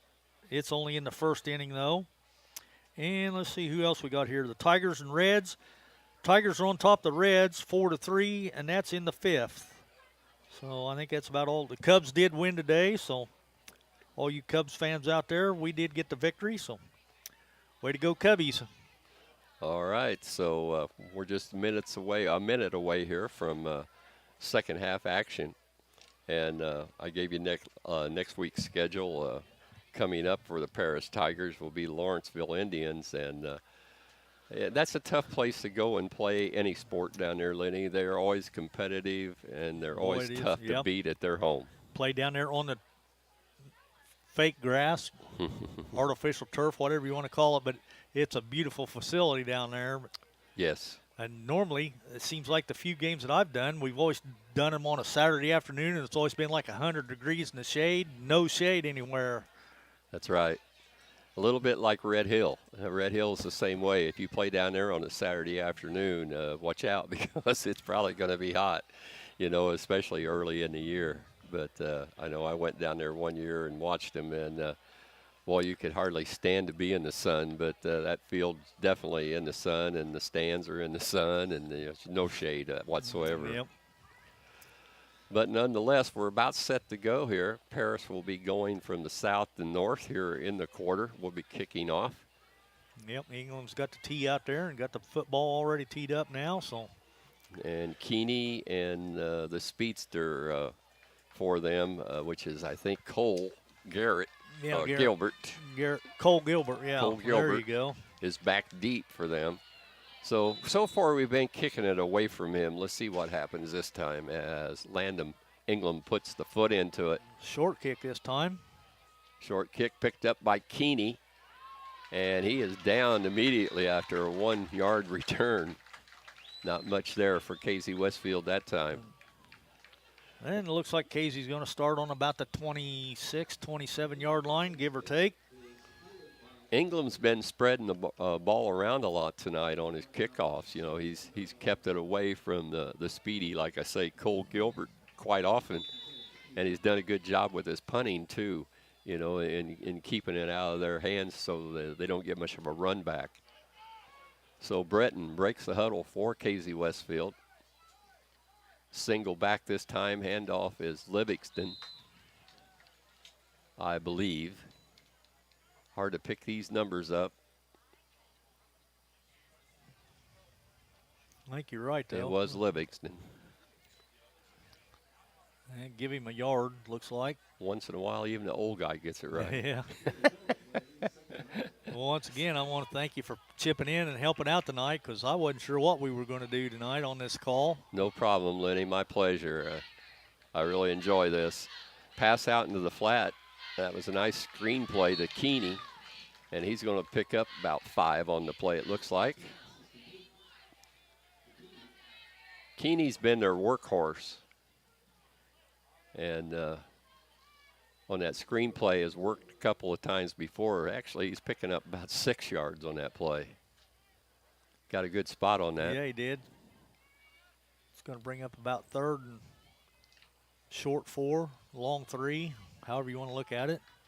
Keeney's going to split out to the left this time. Single receivers. Livingston's lone back, and rolling out is Breton. He's going to pass it. Intended for Keeney. Off the outstretched hands. And that's going to bring up 4th down. See what Casey-Westfield's going to do here, but I'd say they punted away early in this third. I would think they would punt this early in the contest, but yeah, the sophomore Cole Gilbert is back in punt formation. We did have the 1 block punt already, though, in the first half, so see if the big line cuts loose. Gets the kick off this time, but it's not much of a kick. I'd say, I'm not sure. Bartley maybe didn't almost get a finger on it. I think he might have got a finger on that ball. Ball's down at the Paris 49-yard line and make it the 48-yard line, where we'll take over. 1st and 10. I tell you, we can't complain about field position tonight. We've had pretty good field position. This is just barely going to be in Paris territory, but it's going to be on the 49-yard line. So back in shotgun will be Ethan Dick, the quarterback. Single back's Cole Meyer. He'll get the handoff, tries the right side, and out of nothing, gets back to the line of scrimmage and actually gets a couple of yards here with that second effort. He had nowhere to go. No, he didn't, and he just kept juking and dodging, and like he said, he picked up a couple on it. One play that has worked well for the Tigers tonight with Kohlmeyer is when they get that off-tackle play and he cuts it back inside. He's done very well on that run tonight.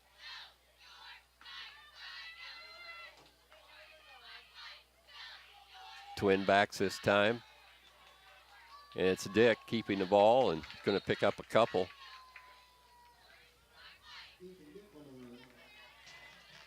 Nice stick that time by Tyler Spittler, who has been in on a lot of plays tonight defensively from that linebacker spot. Now he'll go out of the ball game. It should bring up 3rd and 6. Dick waiting on the play.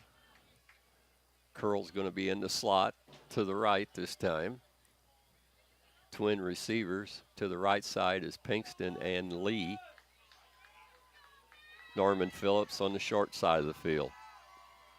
Handoff goes to Kohlmeyer. Nowhere to go up the middle. He's still keeping them legs churning. Oh, man. And now he gets Funny. hammered. He really got rocked there at the last by number 59, Braden Carlin. So a big loss there for Paris is going to bring up a huge 4th down. Good defense that time by Casey-Westfield. They were ready for the Tiger running game that time. Going to bring up 4th and 14. Landon England back in punt formation for Paris. Cole Gilbert will be the receiver at the other end for Casey-Westfield. Let's see if Landon keeps it away from him again like he has most of the game. In motion is Curl. It's a short snap, and Kohlmeyer trying to run it around on 4th and 14 and gets it to the Casey-Westfield 48. So a little razzle-dazzle there by Paris. That's putting a lot of faith in your defense, though. That Because is. now you give the ball back to Casey at their 49. So 1st and 10 for Casey-Westfield. 8:06 left, 3rd quarter. Paris leading 21-14, in case you just joined us.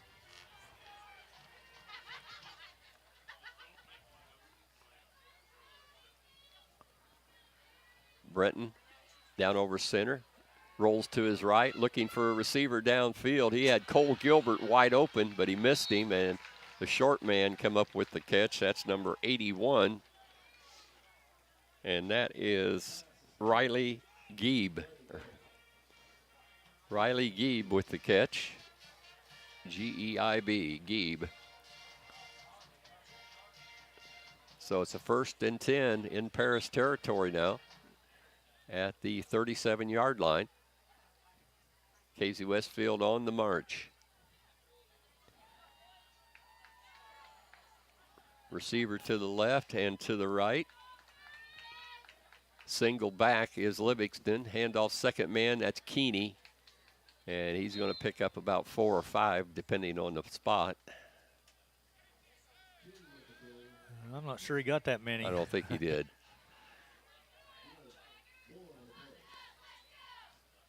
Looks like they're going to give him 1. Wow. But it was a deep handoff, though, so he actually ran about 6 yards. Yeah. So it's going to be 2nd and 9 for Casey-Westfield. Paris leading 21-14. Single back will be Livingston. Brenton, screen pass out to number 10, and he's hit immediately. Got about a yard. That receiver was Judd Richards. Judd Richards, a sophomore, 5'9", 170 senior. Or excuse me, a sophomore. As Cole Gilbert comes back in, as he went out with some equipment problems there on his helmet, Lenny. He's the one guy that you got to worry about getting open because he can turn it into 6 pretty quick. Pretty quick, yeah. Well, it's 3rd and 8 now. Breton with the ball rolling to his left. Good blocking by Paris. Not going to get much on that. Not much. But the pass was complete for a positive yard. Looks like number 44, Sullivan, on the reception. He's been quiet so far here in the second half. And he only got about maybe 2 on that one. So Casey-Westfield looking now at 4th down and 7. And back in punt formation was Cole Gilbert, but he's going to pass it to a wide open receiver. And Casey-Westfield's got the first down. No flags on the play. That was a quick snap, Lenny. It was. I was trying to see who caught the ball. I think number 10, Richards, I think, with the reception. I believe it was Richards, Judd Richards.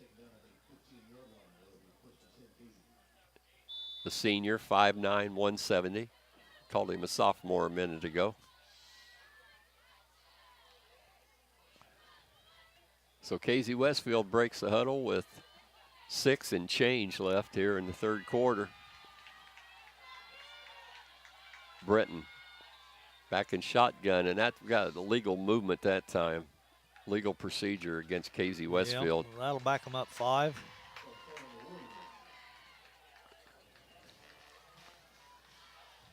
Cole Gilbert was moving before the ball was snapped at the wide receiver spot.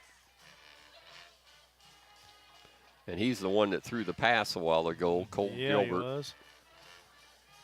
Well, like you said, Jim, he was back in punt formation. Yeah. So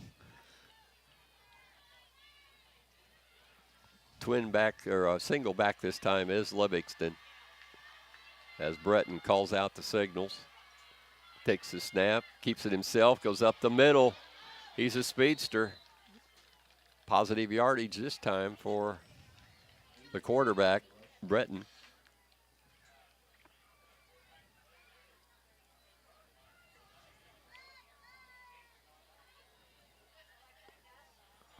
looks like he got about 11 on that carry.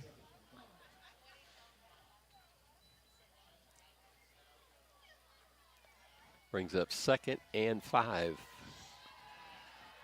Ball resting at the Paris 10-yard line. There's the snap, Breton. Quick pass out to Cole Gilbert. And he's tackled from behind on a good hit by Kohlmeyer.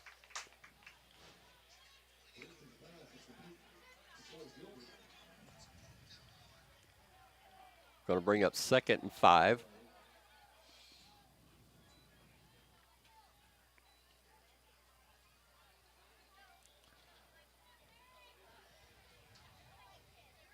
So no first down. They can't get a first down, but they are knocking on Paris's door. Well, something's not right. Yeah, where they got to say the yard, where they got the ball mark. The ball sitting down here is like on the 4-yard line, and I think they're going to measure to see if it's a first down or not. That's the reason he hadn't moved anything on that sideline yet. Okay. So we got a measurement coming up here. We're going to keep it here with 4:58 left in third quarter. Paris leading 21-14. And chain gang got to come all the way across. All the way across, yeah. But nonetheless, I'm going to say I think he got it.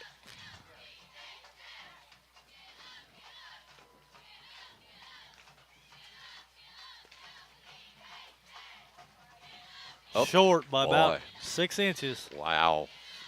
I knew it was close. So Paris needs a big stop right here.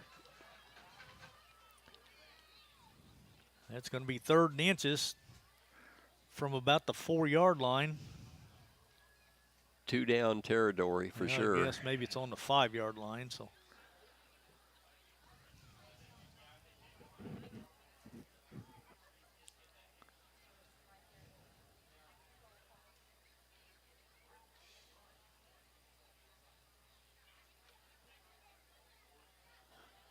You are right, Lenny. Right on the 5.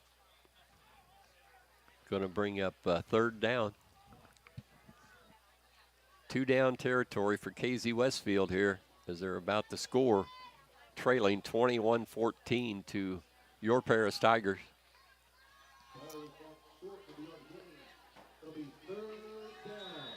Twin backs this time. Look for Keeney right here.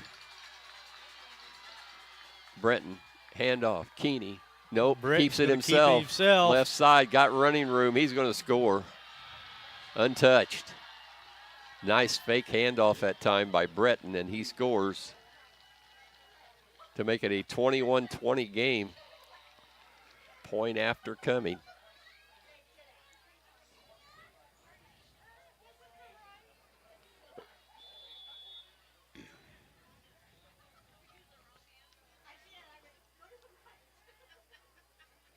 Aiden Breton, a senior, 5'10", 175. A lot quicker than I thought he was early in the ball game. Definitely. He's got some wheels. Breton keeps it, now gives it to the second man, Keeney, and I think he's short. I don't think he made it. No, he didn't. Paris is going to retain the lead here, 21-20. Exciting football from Paris Tiger Stadium. 4:50 left, third quarter. We'll be back with you on the Paris Sports Network. Country Financial representatives Mark Gladding, Jim Blue, Katie Schopfmeyer, and Dan Phipps proudly support our student athletes. Give them a call at 465-8320 or stop by their office at 802 North Main Street in Paris. For nearly 100 years, farmers have counted on FS to provide agriculture-related products and services. Call 465-1560 for fuels, lubricants, or propane for home and farm use.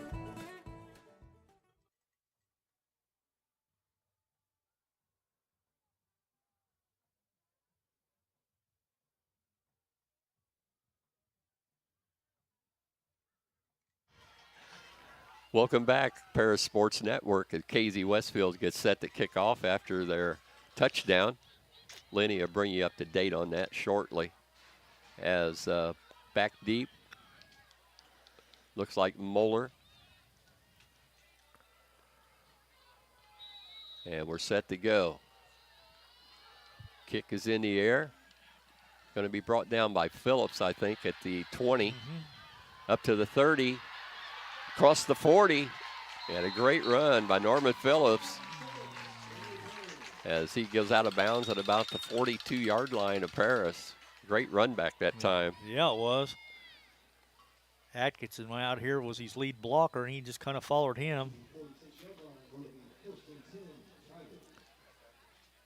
I'll let you recap that last score if you would, Lenny, when you get a second. Well, it was all set up by the fake punt when Cole Gilbert threw about a, 16-yard pass to Judd Richards out on the flat, and that's set up the first down, and then from then on, they just run the ground game and pounded it in. The final 5 yards was a run by Britton, and two-point conversion was no good, and Paris is still on top by 1 point. All right, thank you, Lenny. And Moeller reels off a 8-yard run here around the end. Well, make that a 9-yard run, depending on the spot here. You say it was Moeller on the run? It was Moeller. Okay. And this time he lines up on the left side. And handoff is to Kohlmeyer. Nowhere to go as Keeney meets him right at the 50. So big loss for the Tigers there.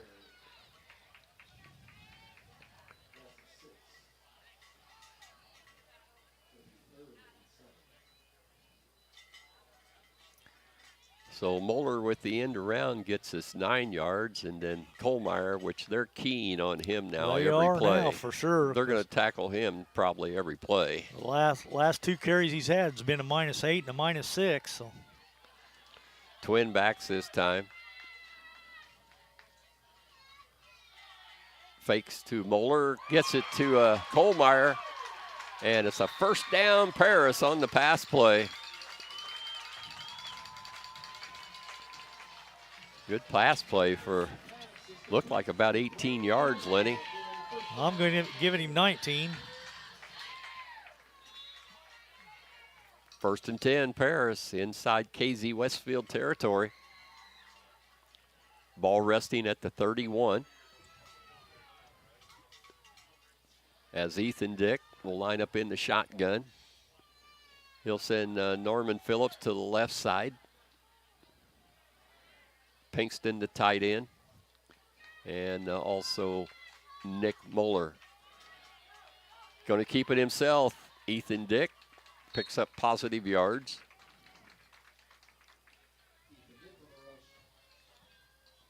Got about 5, looks like 6. Well, they're still moving it. That's a good second effort. Yeah, it was. Great second effort that time by Ethan Dick.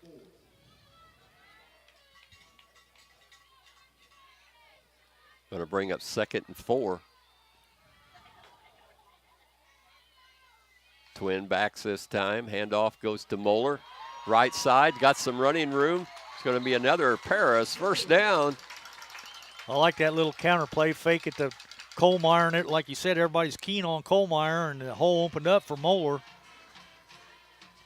Good play call that time for the Paris Tigers. You're absolutely right, Lenny. When they start keying on one player, somebody else is going to find themselves to get a run in here.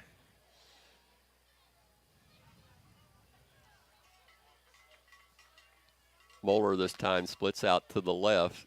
Kohlmeyer's single back. He'll block for Dick. Dick gets back close to the line of scrimmage. I don't know if he got much. It is positive yards. Yeah. Got more than I thought he did. Yeah, I think he got about 3.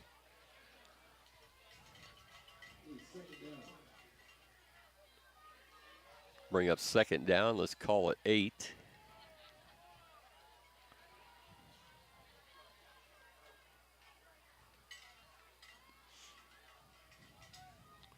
Single back this time will be Kohlmeyer again. Sends him in motion to the right side. Dick rolls out, keeps it himself, cuts it back in. Not much. Not much there at all.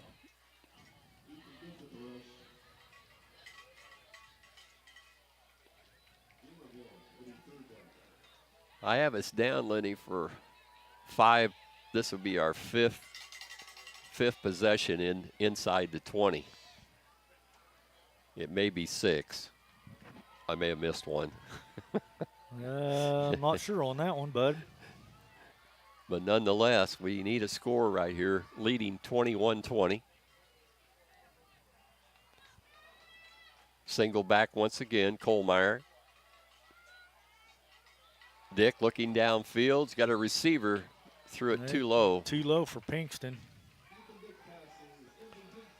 Put that ball up above that kid's head. Yeah. He can jump up there and get it. Get it, yeah. That'll bring up 4th now, 4th and 7. Big play for Paris coming here. Are we going to try a field goal? Very possible. Ingram's out there. He's capable of it. A lot of his extra points have went through there with a lot to spare. Let's see here if we get a snap. We do get a snap. It's down. The kick is up. And it's good. Right through the middle. So great field goal attempt there by Landon Ingram. Result, 3 points. Not quite sure the spot on that, Lenny, but. Well, the line of scrimmage was the 10. Right, the last time So 7 yards be the 17, and then you add another 10 for the end zone. So I'm giving him a 27-yard field goal. Looks right to me, partner. And that had a lot left in it yet, so he's got a leg. Landon Ingram with the 3-point field goal. We're going to keep it here on Paris Sports Network. As the cheerleaders starting to get a workout down there, they've had to do 24 push-ups, and then they wave to the crowd and smile. Great job by the Paris cheerleaders. Each and every game, they do an outstanding job.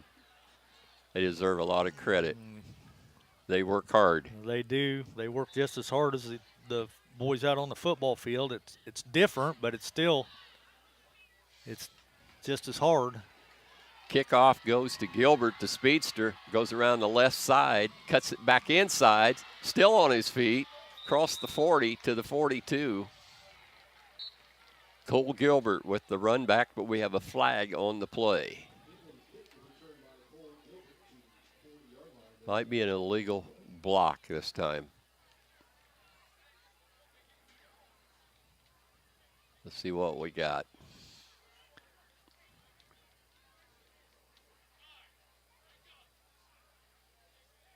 The Stripes are talking it over, so maybe 2 flags were down.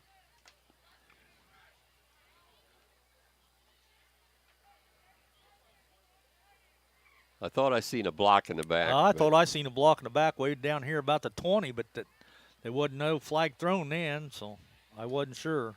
We have a hold against Casey-Westfield. So that'll take it back 10 from the spot.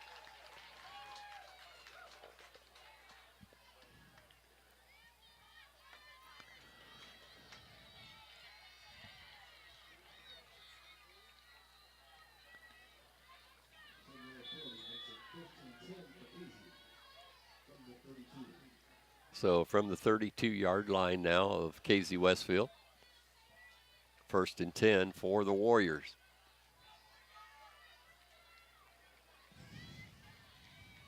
Breton down under center this time, twin backs. Pitch goes to Keeney around the left side. Good gain for Keeney. Yeah, he got about 5, 6. Depending on where he went out of bounds at, I guess. So. Oh, man, maybe didn't get as much. Well, they're still moving it, so. Keeney hasn't nearly been the workhorse this second half. We've been doing a good job on him, but he's got a lot of energy left in those legs from that run there that I just saw. Good weather tonight for both teams. You know, they don't have that heat. Breton, handoff is Keeney again. Not a whole lot that time. Picked up a couple. Going to bring up 3rd. We'll call it 4.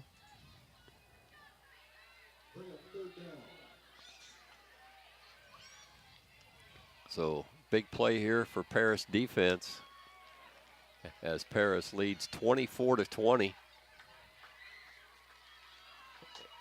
And that is the end of the 3rd quarter. We'll be back on Paris Sports Network. Paris leading 24-20. Church Insurance is an independent agency specializing in home and auto, life and health, as well as business and farm insurance. For over 100 years, Church Insurance has been servicing Edgar and surrounding counties. Stop by their office at 116 East Court Street and talk to Bruce, Ann, or Tay, and let them take care of your insurance needs. You can also give them a call at 465-4022 or visit their website at churchinsagency.com.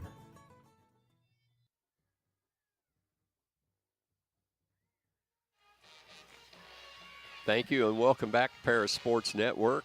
12 minutes of action left here in the ball game as Paris leads 24-20. Thanks to a Ingram field goal from 27 yards to give Paris the 4-point lead. Now the problem you got, your defense have to rise up there and hold Casey once again. They've mixed up a pretty good running game with the passing game tonight. Couple of razzle-dazzle plays, but our defense has withstood it so far as Casey gets set from their own 39. Twin backs this time, Keeney and Livingston. Breton rolls to his right, looks for a receiver. Oh, Livingston, he's got it. And it's a first down on the 3rd and 4 play. Going to bring up a 1st and 10 for Casey-Westfield. Breton, the Casey-Westfield Warriors quarterback, does a good job on the fake handoff. Sometimes freezes our linebackers, and sometimes frees up that guy coming out of the back, Lenny. It did that time for sure. So Breton down under center, I formation, handoff second man through. And I think that was Livingston that time. I didn't see the number. Nope, it was Keeney. Keeney, yep.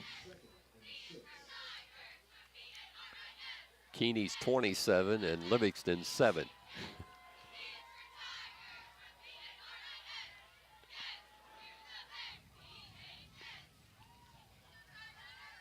.11:06 left in the ball game. Paris leads the Casey-Westfield Warriors 24-20.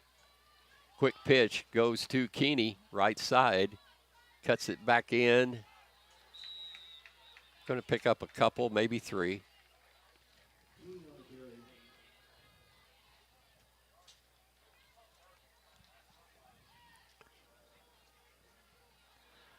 Bring up another crucial third down. 3rd and 4. Yep. They've been pretty good at this. They 3rd have and 3, been. 3rd and 4. As Cole Gilbert checks back in as a wide receiver. Has completed 1 pass himself tonight.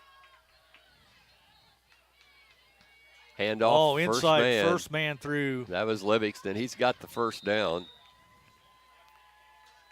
Forward momentum across I'm like you. I think he got it. Across the 45. First down, Casey-Westfield, Paris territory.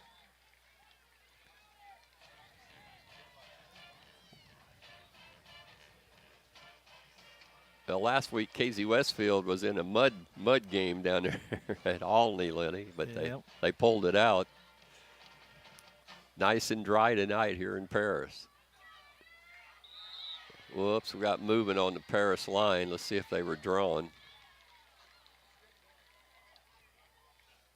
Nope, it's going to go against Paris. Paris offsides. That's not good. Coach Clodfelder arguing that they made the motion, but I kind of agree with him. I think they drew us off. I think they did too, but somebody flinched or our guys wouldn't have jumped. That's right. Breton down under center this time. Twin backs, handoff, first man through is Livingston. And met by a host of Paris Tigers, number 88 with the initial hit there. Or check that, 68, I mean. That's Gabe Winans. Good job, Paris Tigers that time.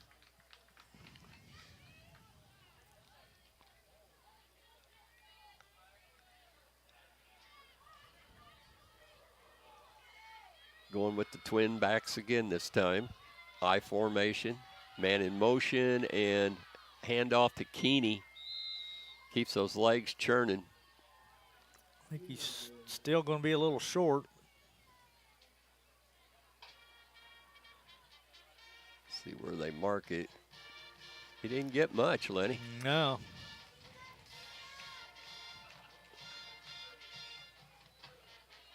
Let's call it 3rd down and 3 from the 37-yard line of Paris. Casey-Westfield, big down here. Breton calls out the signals. Now checks the play.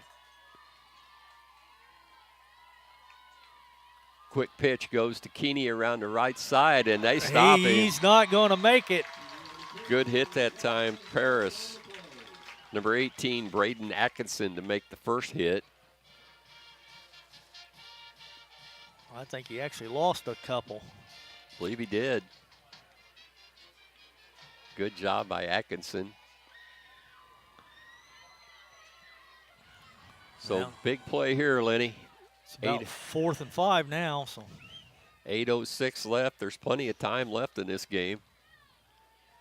Casey-Westfield trails by 4, 24-20. they're going for it. Big play right here. Back to pass is Breton. Completes the pass play to Sullivan. Depends on the mark. They're saying he got it. I thought it was closer than that. So 1st and 10, that was a good play by Casey-Westfield. Yeah. Breton to Sullivan. One of their linemen Jump a little. Well, he kind of chop blocked Bartley and messed up his knee. He limped off. Casey-Westfield breaks the huddle. Breton down under center. Handoff, first man through, that's Livingston. Picks up a couple. Casey-Westfield just maintaining this drive here, eating up some clock, coming down to the 7-minute mark. Left in the ball game, Paris with the 4-point lead.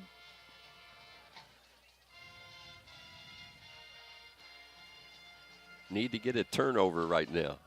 That we do. Take this momentum away from the Warriors. Breton down under center.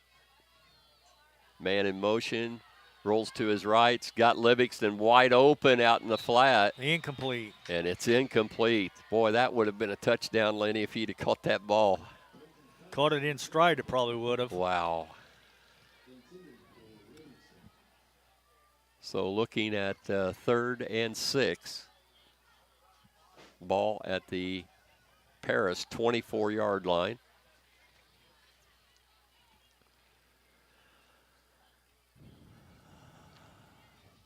Let's see what Casey-Westfield does this time as Sullivan back into the ball game now. Was out for a play. Comes back in now at the tight end spot.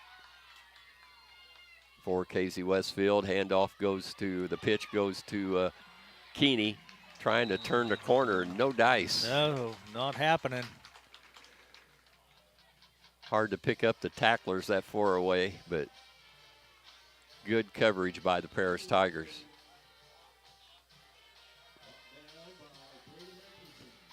Atkinson's who the PA announcer said on the tackle, so that's going to bring up 4th and 5 again. Casey's going to take a timeout this time and talk about it. We'll take a quick one as well. We'll be back in 1 minute on the Paris Sports Network. Diamond Brothers Insurance, LLC has been providing security and peace of mind for individuals, businesses, and government entities for over 150 years. Their agency philosophy is to serve their communities with excellent service, advanced technology, and comprehensive insurance protection. Visit any of their 44 locations throughout the state of Illinois, Indiana, and Wisconsin. You can give them a call at 465-5041 or stop by 111 Sheriff Street in Paris.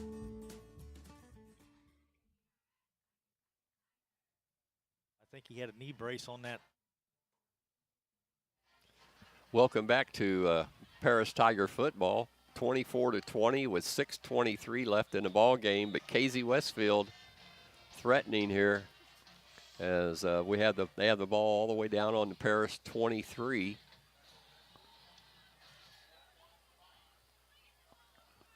They got to get to about the 17 for a first down, so maybe the 18. Keeney couldn't have asked for a better timeout for Paris there because he was having a leg cramp, and he got it fixed and got back on the field. So Keeney with Livingston in the backfield. Breton rolls out. He's got it, I think. Very close to that first down. Yep, they got it.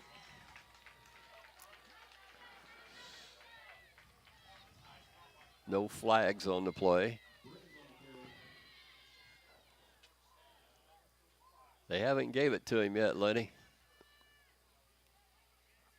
Well, I thought sure this official over here signaled first downs. Now And they it do. is. Yeah, I was gonna say I thought it was. So that's going to put the ball down on the 16. 1st and 10, Casey-Westfield.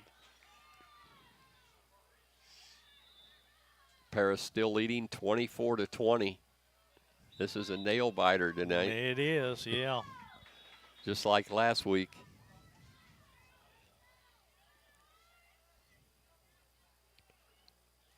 Now we got an official timeout for something. Okay, now we're going. The backs remain the same, Keeney and Livingston. Breton calls out the signals, gives the pitch to Keeney around the left side, the short side of the field. He's on his feet. Oh, he's out of bounds way back up here. Let's see if they caught it. Looks like they did, but no. Well, I thought the official was standing where he went out of bounds. Yes, I think this official here is. Yeah, okay, good. They're backing it up now. I was going to say we could see that from up here.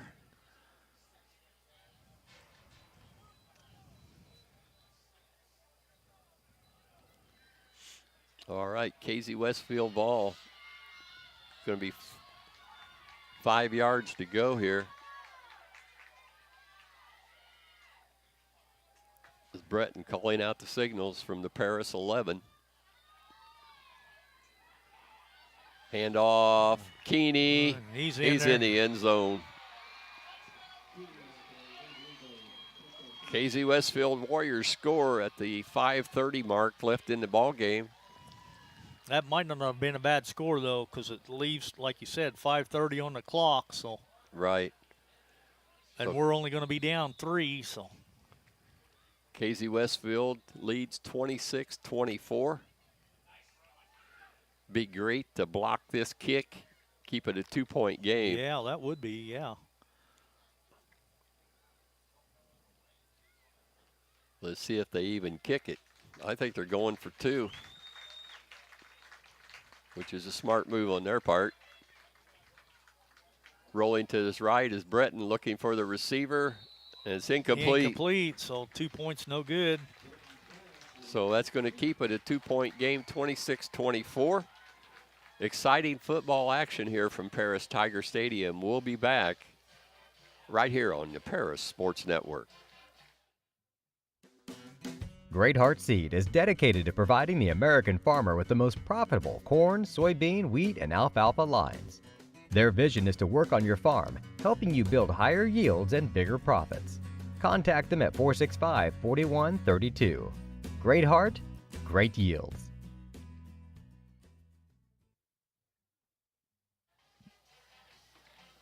Welcome back to Paris Sports Network. And Lenny, got to give credit to Casey-Westfield. They're kind of wearing down the Paris Tigers a little bit between Keeney and Livingston and Breton running the ball. You know, their pass plays really haven't hurt us that much in this second half, except for that one play that they tricked where the kicker threw the ball, and that was Gilbert, and that's been back in the third quarter. But it's starting to take its toll, I think, both ways now a little bit. I think so, yeah.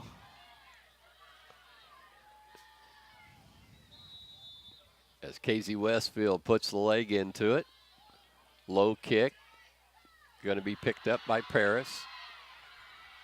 That is Phillips, still on his feet. The flag on the play. He's across the 40 to the 42. A couple nifty moves there by Norman Phillips. There's another real late there. I don't know what that flag's all about.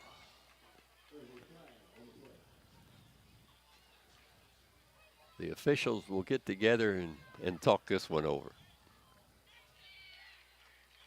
I'll almost say it's against Paris. I've seen him raise his right arm, motion that way. We'll see what happens. Could be wrong. Well, they're backing it up, so I'm guessing it's going to be a hold against Paris.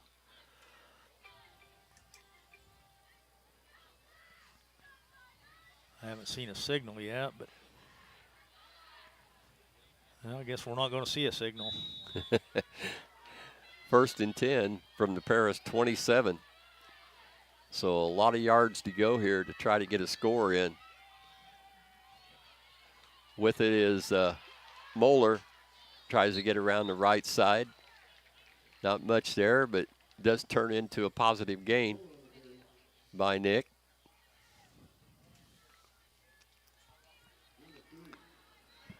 Give him about 3 on the play. Makes it 2nd and 7. 4:55 still left. Still got plenty of time, Lenny. You just got to have a good sustained drive here. Definitely. You got to get something together, get some positive yardage. Oh, man, Ooh. nothing there. Handoff immediately was tackled, and that was Kohlmeyer. This second half, Casey-Westfield, you got to say it, Lenny. They've done a good job on Kohlmeyer. Every play, they tackle him just about, or at least somebody's blocking him. Somebody goes with him every time.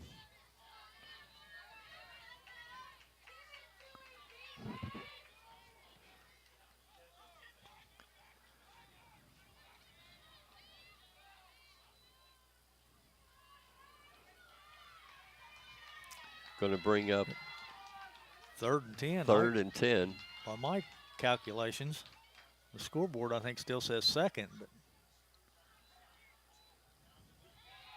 looking downfield on the pass play, intended receiver, and it's in and out of his hands. That was intended for Braden Atkinson. Braden got hit on the play and wincing a little bit on that sideline right now. He hit the deck pretty hard.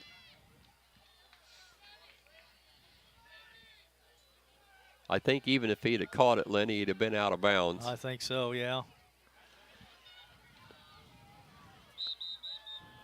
So Paris looking at 4th and 10. You got 3:40 left in the game. What do you do here, Lenny Irwin? I mean, you could punt it and still have maybe some time with a stop. You're down by 2. Boy, I don't know, Jim. It's a tough call right now, and that's why there's a timeout. We're going to keep it here. Yeah, you're kind of deep, and I mean, we're not really deep in our own territory, but it's still, we're still on the wrong side of the 50 for sure to just outright go for it. I think you got to punt it and hope your defense can come up with a turnover or at least a 3 and out. We still got all 3 timeouts, so. Yeah, I think so, Lenny. I agree with you, but that don't mean that's what's going to be done. Well, that's true. I'm not Coach Claude, so. And Paris is lined up. Ingram's back to punt. Ingram is back here in punt formation. So let's see what the Tigers do here. Long count this time.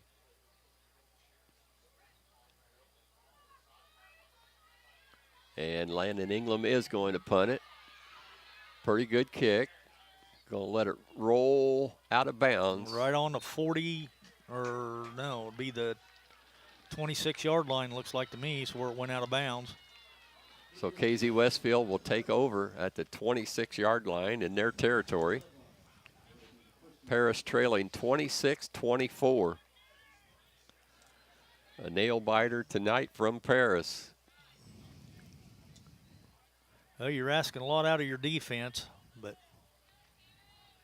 Yeah, and their running game, I think, has worn us down a little bit in this fourth quarter.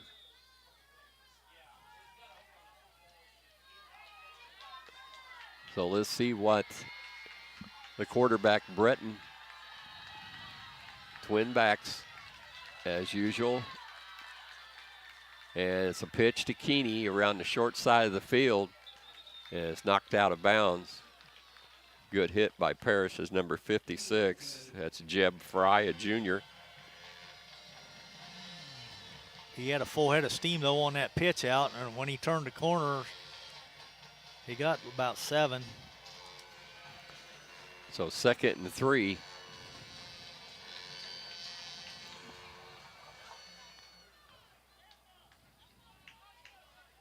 You just about have to have a stop on this series to give you some time. And that didn't help. No, it didn't, because now it's only 2nd and 3. Livingston territory here. Handoff is Livingston. Straight ahead. Keeps the legs moving. Close to the first down. I don't think he got it, though. Good stop that time by Moeller. Along with Fry again.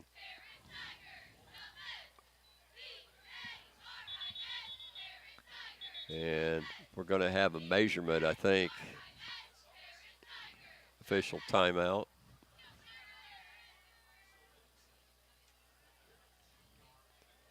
No, that's a signal there for tending to a player. He pointed toward Paris, like Paris called the timeout, but I didn't see that. I think Paris maybe requested a measurement to see how short they are or how much they got to go, maybe. Right. Claude talking to the head official there. He's not too happy about something. 3:04 left in the ball game. 26-24, Casey-Westfield leading on the road here at Paris. Well, Casey was down to one timeout left, and in all essence, this is pretty much it right here, Lenny. If they don't get this first down, they still got. It would still be only third down, I think. So let's see what they find here.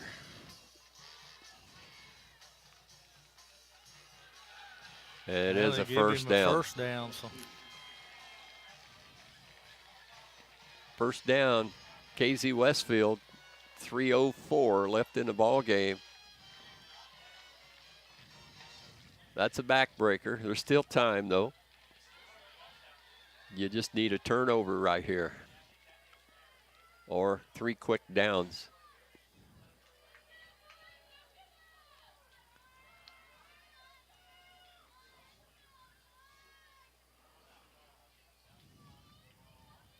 Beautiful night for football, and the Paris Tigers and Casey-Westfield Warriors have not let us down. They've played one whale of a game tonight. They sure have, but the clock is on the wrong end as far as your Tigers are concerned, because we trail by 2 points, and Casey's got the ball and a 1st and 10, so it's not looking good. No, it isn't. Livingston and Keeney in the backfield. Breton, man in motion, handoff first man, or second man. That's Keeney, and he lost the ball. Yeah, the ball's loose. But oh, there was the opportunity right there.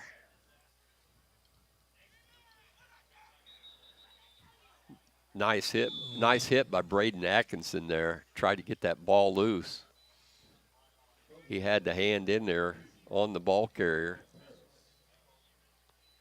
And we have a timeout on the field. We'll take a quick one as well. Don't go anywhere, folks. This one's a long way from over yet. Paris Sports Network. For nearly 100 years, farmers have counted on FS to provide agriculture-related products and services. Call 465-1560 for fuels, lubricants, or propane for home and farm use.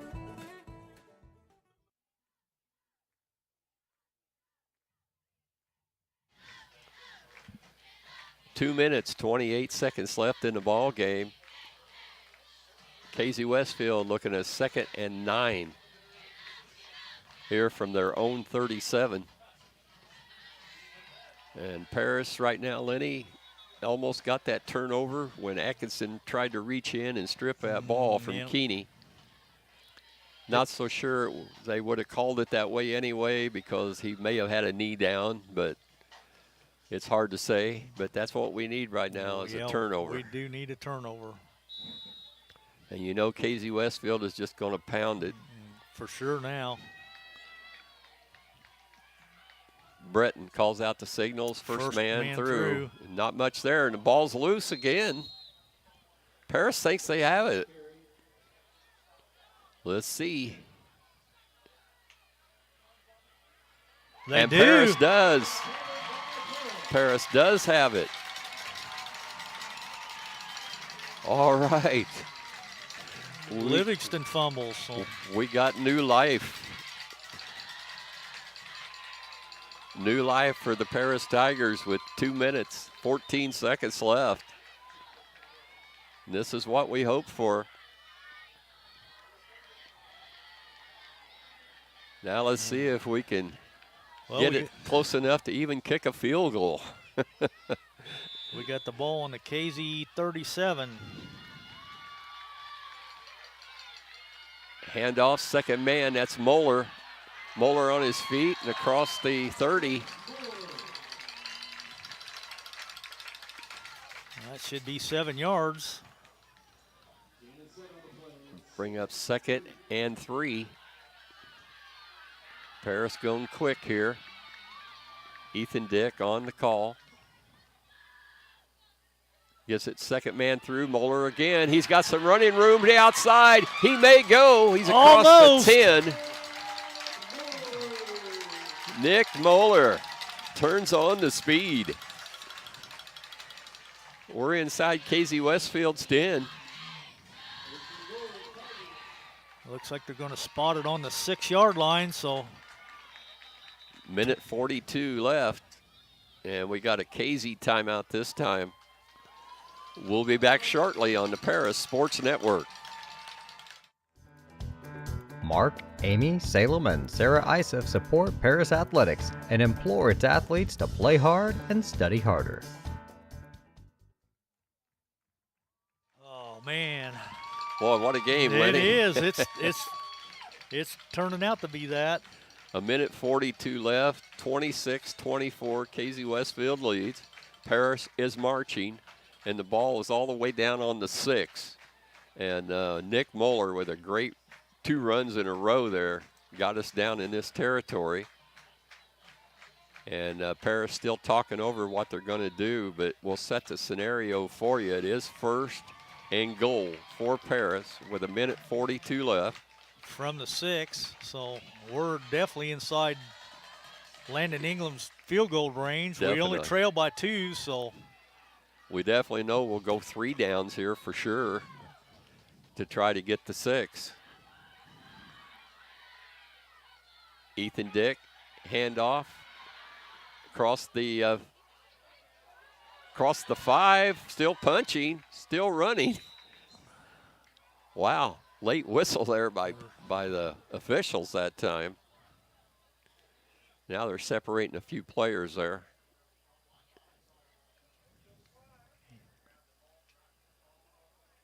I couldn't even see who carried the ball. I think it was Colmeyer that time, but I'm not sure. I believe it was Colmeyer. Minute and 11, clock running. They spotted it on the 1, so. So that's actually a pickup of 5. Great job by Colmeyer. Let's go Paris. Dick, handoff. Colmeyer, touchdown, Paris Tigers.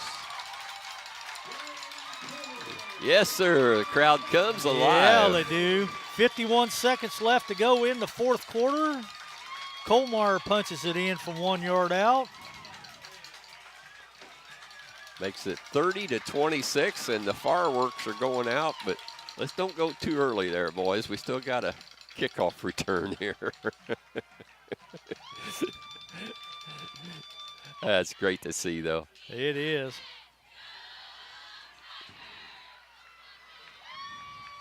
Paris trying to decide what they want to do here, Lenny, because if you go for 2, you got to, I mean, either way, they're going to have to score a touchdown. Here's Dick on the keeper, and no dice. Brought down at the 15. So Paris with a 4-point lead. We're going to keep it right here with 51 seconds left. And what a ball game we have had tonight. And yeah, to say the least. I mean, it has just been a game that you knew you had to have a turnover here in the last couple of minutes, and we got it. And we just marched it right down in a couple of plays and got us in scoring position. And sure enough, Paris punched it in, Lenny, and can't ask for more out of these kids. No, you can't. Well, young men. But, you know, 30-26, the score, Paris on top. And right now, Coach Claude is telling them, Okay, they've got to about run this ball back in and get in good field position to have a shot at getting into the end zone. But we can't let them run this ball back for a touchdown. We just cannot do it. So if you're smart, you're going to kick the ball away from number 1, which is their speedy Cole Gilbert. He hasn't hurt us tonight except on the pass play that he became the quarterback. The fake punt, yeah. But I think you got to keep it away from him. And I wouldn't be a bit surprised here to maybe see a shorter kick. And maybe kick to somebody else. But you got Keeney up as the short man, and he's one of them up short. And also the other short guy is Bonner, who hasn't seen much action tonight. But there's a kick, and it is a short pooch kick. Bonner picks it up at the 20. He's across the 30 to the 35 and almost to 45-yard line. I think that was 10, Judd Richards. Judd Richards, okay. He has seen action tonight on the returns. You are correct, Lenny. It was Richards. So I'd like to see him back down the field a little farther down in their territory, but we'll take this. It's right on the Casey-40, so they've only got 60 yards to go. I think Casey-Westfield still has 2 timeouts left, but I'm not No, they sure. don't have any. There's 0? We've got 2. Okay, we have the 2. All right, I'm looking on the wrong side of the board there. Back to pass is Breton. Rolling to his right. Looks for a receiver, and it's incomplete. Right in front of the Casey bench. 39 seconds left. Paris leading by 4.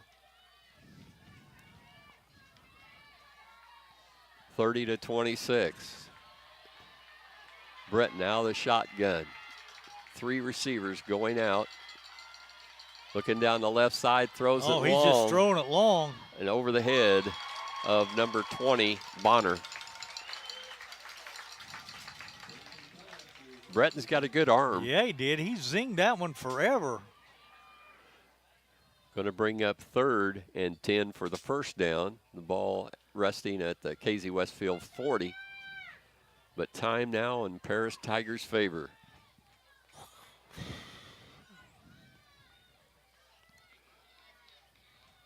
Third down, Casey-Westfield, as Breton back in the shotgun. Sullivan checks into the lineup at the tight end spot. Back to pass, Breton. Looking right side, it's tipped by Paris, but caught by Casey-Westfield. And he gets out of bounds. That was number 1, Cole Gilbert. And Kohlmeyer got a fingertip on that, Lenny, but it just wasn't enough. It sure looked like he did anyway. So 1st and 10, Casey-Westfield, 25 seconds left. These 25 can't roll off fast enough. No, definitely not. Breton back in the shotgun formation. Looks to the right side. Throws it long once again for Gilbert, way over his head. Good defense that time. Covered by trying to pick up the Paris number. I thought it was, yeah, it was 7, Phillips. Yeah, Phillips. Hard to tell 7 from 1 sometimes for me. Well, there's 19 seconds left now. Probably got time for 2 more plays, and that's going to be about it. Yep. 2nd down and 10 for Casey-Westfield. Looking for pay dirt here. The ball's at midfield. Just inside Paris territory. Back to pass is Breton. Over the middle, got a receiver, Cole Gilbert. Uh-oh. He's still on his feet. It's going to be 1st down, Casey-Westfield at the Paris. 8 seconds left. It depends on the spot, 5 or 6 yard line. Yeah. No flags on the play that I see. Cole Gilbert.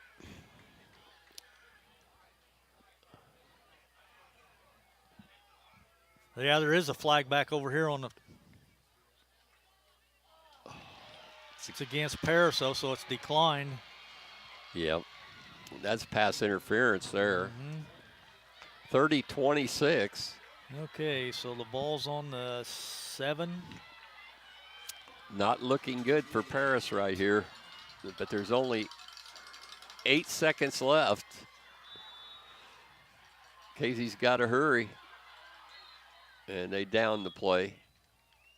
They wanted to set up a play to try to win this ball game. Paris is going to call the timeout. We're going to keep it right here with 7 seconds left to play in the game, Lenny, and 30-26 Paris lead. That pass play to Cole Gilbert kind of broke our back there, but we're still in this thing. Oh, yeah, because when they downed that ball, they should have lost a couple yards. No, it was an incomplete pass, so never mind.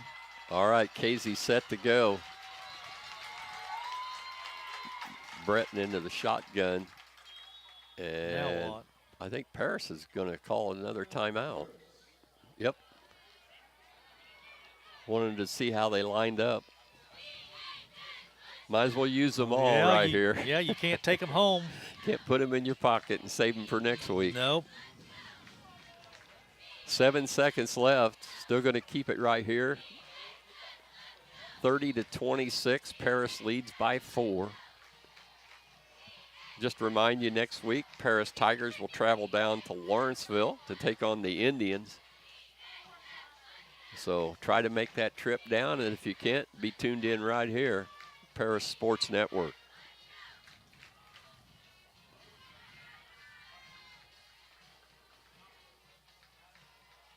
Everybody has worked very, very hard tonight on both of these teams. Got to give a lot of credit to them. Yeah, this kind of game you hate to see either team lose because both teams put forth a valiant effort. And so Breton is going to line up Livingston to his left in the backfield. Rolling to his right is Breton. Going to keep it himself now. Throws it wide open in the end zone. Sullivan. Connor Sullivan. Touchdown, Casey-Westfield. Was waiting to see if there was flags, Lenny, but didn't see one. But he was wide open. 1 second left. That was a great fake by Breton that he was going to run. Kind of froze somebody in the backfield there, and wide open was Sullivan.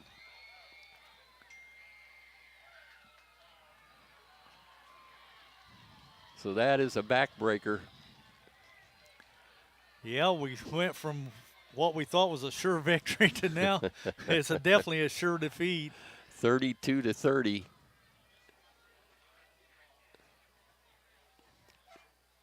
Twins in the back.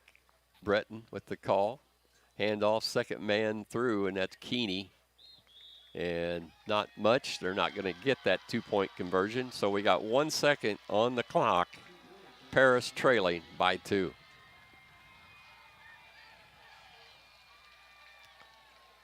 We're going to take a break. We'll be back with the finish of this ball game from Tiger Stadium, Paris Tiger Stadium, on the Paris Sports Network.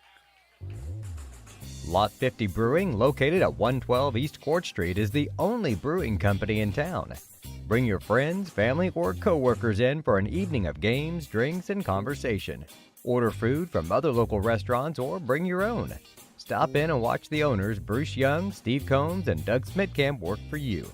Lot 50 is open Wednesday through Sunday. Check them out at lot50brewing.com.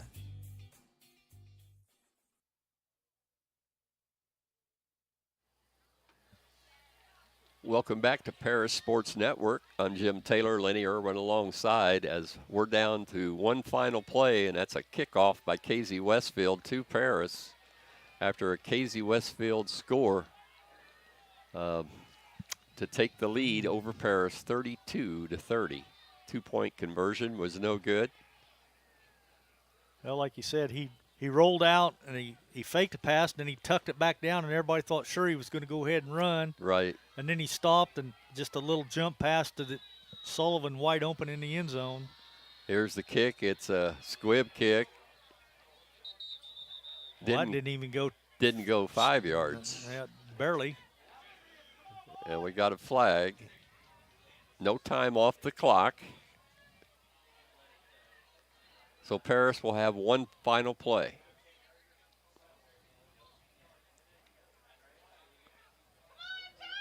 So Paris still rooting for their Tigers here. One final play in the ball game. Well, we got one timeout left, so. Yeah, it'll be interesting here. I mean, you about got to have a Hail Mary, let's face it, you know, to have a chance. And that's got to be some kind of penalty, though, for not going 10 yards. Yeah, you would think that they'd have to mark off the yardage here. It should be a 10-yarder. But we'll see what they do.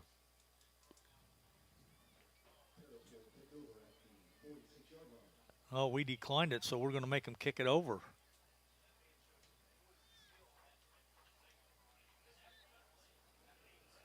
Is that right?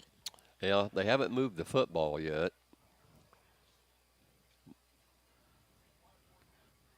We'll just have to ride this out and kind of see what they're going to do.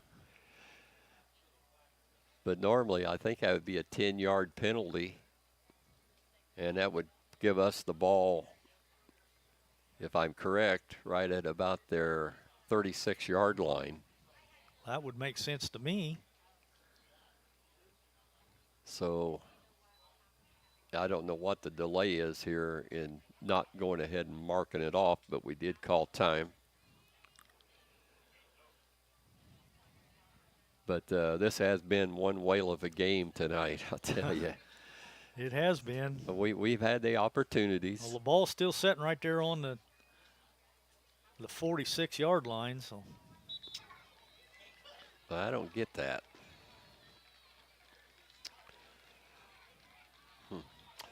The only thing I can think of,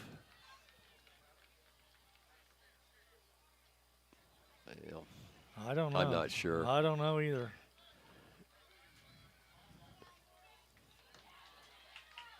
But nonetheless, Paris has one play left, and it's going to come right now from the Casey-Westfield 46. A lot of receivers out. Got to give Casey-Westfield send everybody back on defense. Looking downfield, there's the pass play, and it's incomplete. Actually intercepted at the 25 or the 15 by Casey-Westfield. And that's going to be the ball game. The Paris Tigers lose to Casey 32-30, the final here from Paris Tiger Stadium on Paris Sports Network. We'll be back. Look at stats with Lenny Irwin.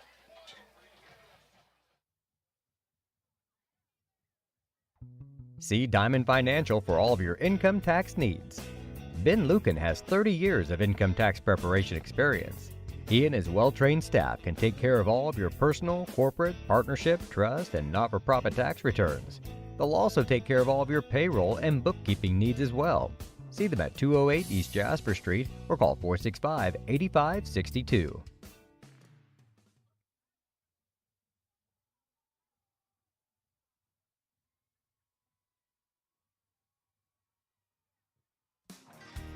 Golf season will be here before you know it, and Eagle Ridge Golf Course in Paris offers one of the preeminent courses in East Central Illinois and West Central Indiana.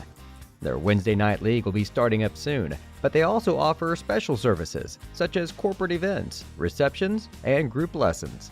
Call 463-3434 or visit eagleridgeparis.com.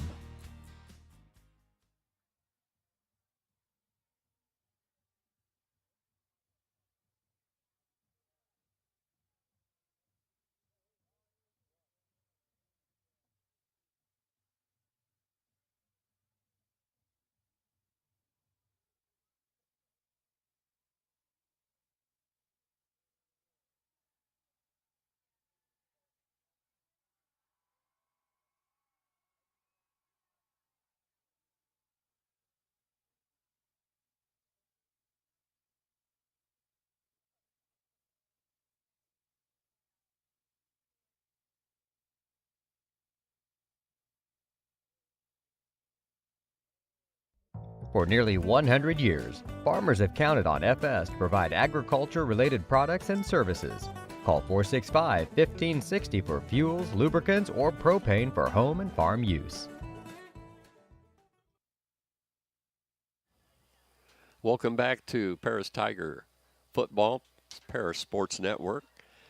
Once again, Casey-Westfield winning it tonight, 32-30. And when you run down the stats, Lenny, we're just not going to believe it. We thought we had this game in the bag, but we did. You we know, sure did. The fireworks went off. A funny feeling came over me. You know, you still have you said that 50-some seconds left to play. You know, and I thought, oh man, you know, it's just a little early yet. But Casey-Westfield, a couple of real smart plays that they ran. Breton, a fine quarterback for them, and they come out with the win. But Paris Tigers shouldn't hang their heads. They played a whale of a game tonight. It just didn't go their way. Boy, it sure didn't, Jim. And like you said, that two-point conversion we missed after we scored a touchdown, which I don't know if it made a difference or not, but that's what we lost by was 2 points. So nonetheless, it's another L in the win-loss column for the young Tigers this year. So definitely not the season we were hoping to get started off with, for sure. No, it wasn't. And thing now in the little Illini, we're 0-2 now on the season with back-to-back heartbreaking losses to Newton and now to Casey-Westfield. And Lawrenceville's not going to get any easier next week. Definitely not, no. Well, I guess we'll go ahead and run down the stats. For the Casey-Westfield Warriors, their quarterback, Aiden Breton, 6 carries, 51 yards. Cole Livingston, 10 carries for 39 yards. Adam Keeney, the big powerhouse back, 20 carries, 57 yards. Livingston did have a fumble there, though, in that fourth quarter when we thought, sure, Paris went ahead and took the lead. We thought that was going to be it, but not the case. Throwing the football, I got him 16 out of 26 for 149 and 2 touchdowns and 1 fumble. Receiving, I got Judd Richards, 3 catches out of 5 attempts for 35 yards. Connor Sullivan, I've got him 7 catches out of 9 attempts for 39 yards. I got Cole Gilbert, 3 catches out of 4 attempts for 42, 48, 58 yards for Gilbert. Bonner's dropped a couple passes. I got Cole Livingston, 2 catches out of 3 attempts for 14 yards. Adam Keeney, 2 catches for 6 yards. And Riley Gelb has 1 catch for 13. For your Tigers, I've got Ethan Dick, 10 carries, 44 yards. Ethan Curl, 1 carry for 3 yards. Cole Meyer, 17 carries, 81 yards. Nick Moeller, 5 carries, 55 yards. Throwing the ball, Dick was only 3 out of 11 tonight for 90 yards and 1 interception.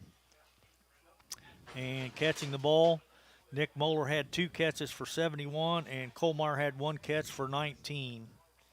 And that's the stats. Now I can go ahead and run down. I guess we're still waiting for Coach Claude, so I'll run down all the scoring in the contest. Casey opened things up in the first quarter at 8:46 on a 7-yard pass play from Breton to Sullivan. The kick was no good, and Casey had a 6-0 lead. But then at 3:12 to go in the first quarter, it was a 1-yard run by Colmeyer. The kick was good by Ingram. That put Paris on top 7-6. Then right at the very end of the first quarter, it was a 1-yard run by Keeney. The 2-point conversion by Breton was good. And at that point in time, Casey was back on top 14-7. Then at 9:40 to go in the second quarter, it was a 2-yard run by Dick. The kick again was good, and we tied the score at 14. Then at 6:31 to go in the second quarter, it was a 16-yard run by Colmeyer. The kick was good, and Paris was up 21-14. Things were looking good. We went in at halftime with that 21-14 lead.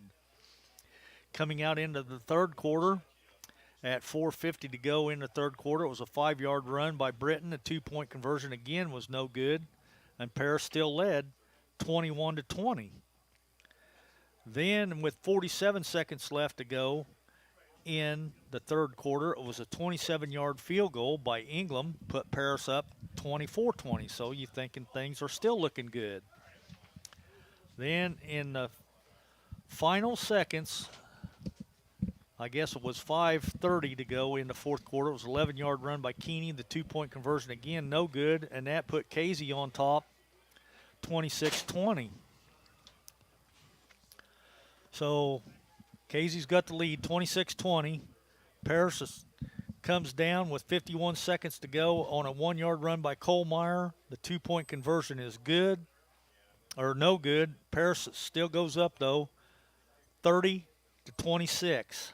And then in that final second, when Britton done a little juke pass and stopped and hesitated, and then just a little volleyball toss basically into the end zone to Sullivan for the touchdown, and that's your final. Casey 32, Paris 30. Appreciate that, Lenny. This is Clip Best hopping on. We've got Coach Claude Felcher joining us up here in the booth, and let him get his headset adjusted here first. And Coach, I'll ask you right off the bat, there were just a couple times in that game where you're going for the jugular, right? Fourth down attempts and the punt, where the fake punt, where if you get that, man, you talk about every ounce of momentum being in our favor, and it didn't happen, and maybe swung the game. What's your opinion on those things, and your thinking on that? Yeah. The fake punt's on me. I'll own that. That was a terrible football coach play. I got tunnel vision. I saw we got the front that we were looking for in terms of alignment that we had thought about going into the week in practice and prepared for, and I got tunnel vision and saw the front of the sticks and called it, and never got any alert of, hey, it's 4th and 14, not 4th and 4.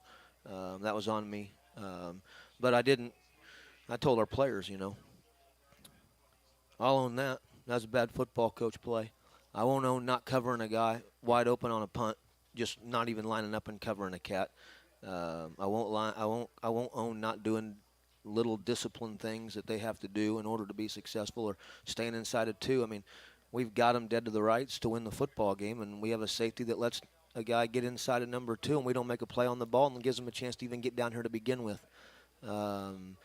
We have some guys that are continually growing and making some plays, but we have too many guys that aren't comfortable being uncomfortable, and they're not growing, and they're not doing the things that we need them to do, and they're all we got. I mean, it is what it is, and they're good kids.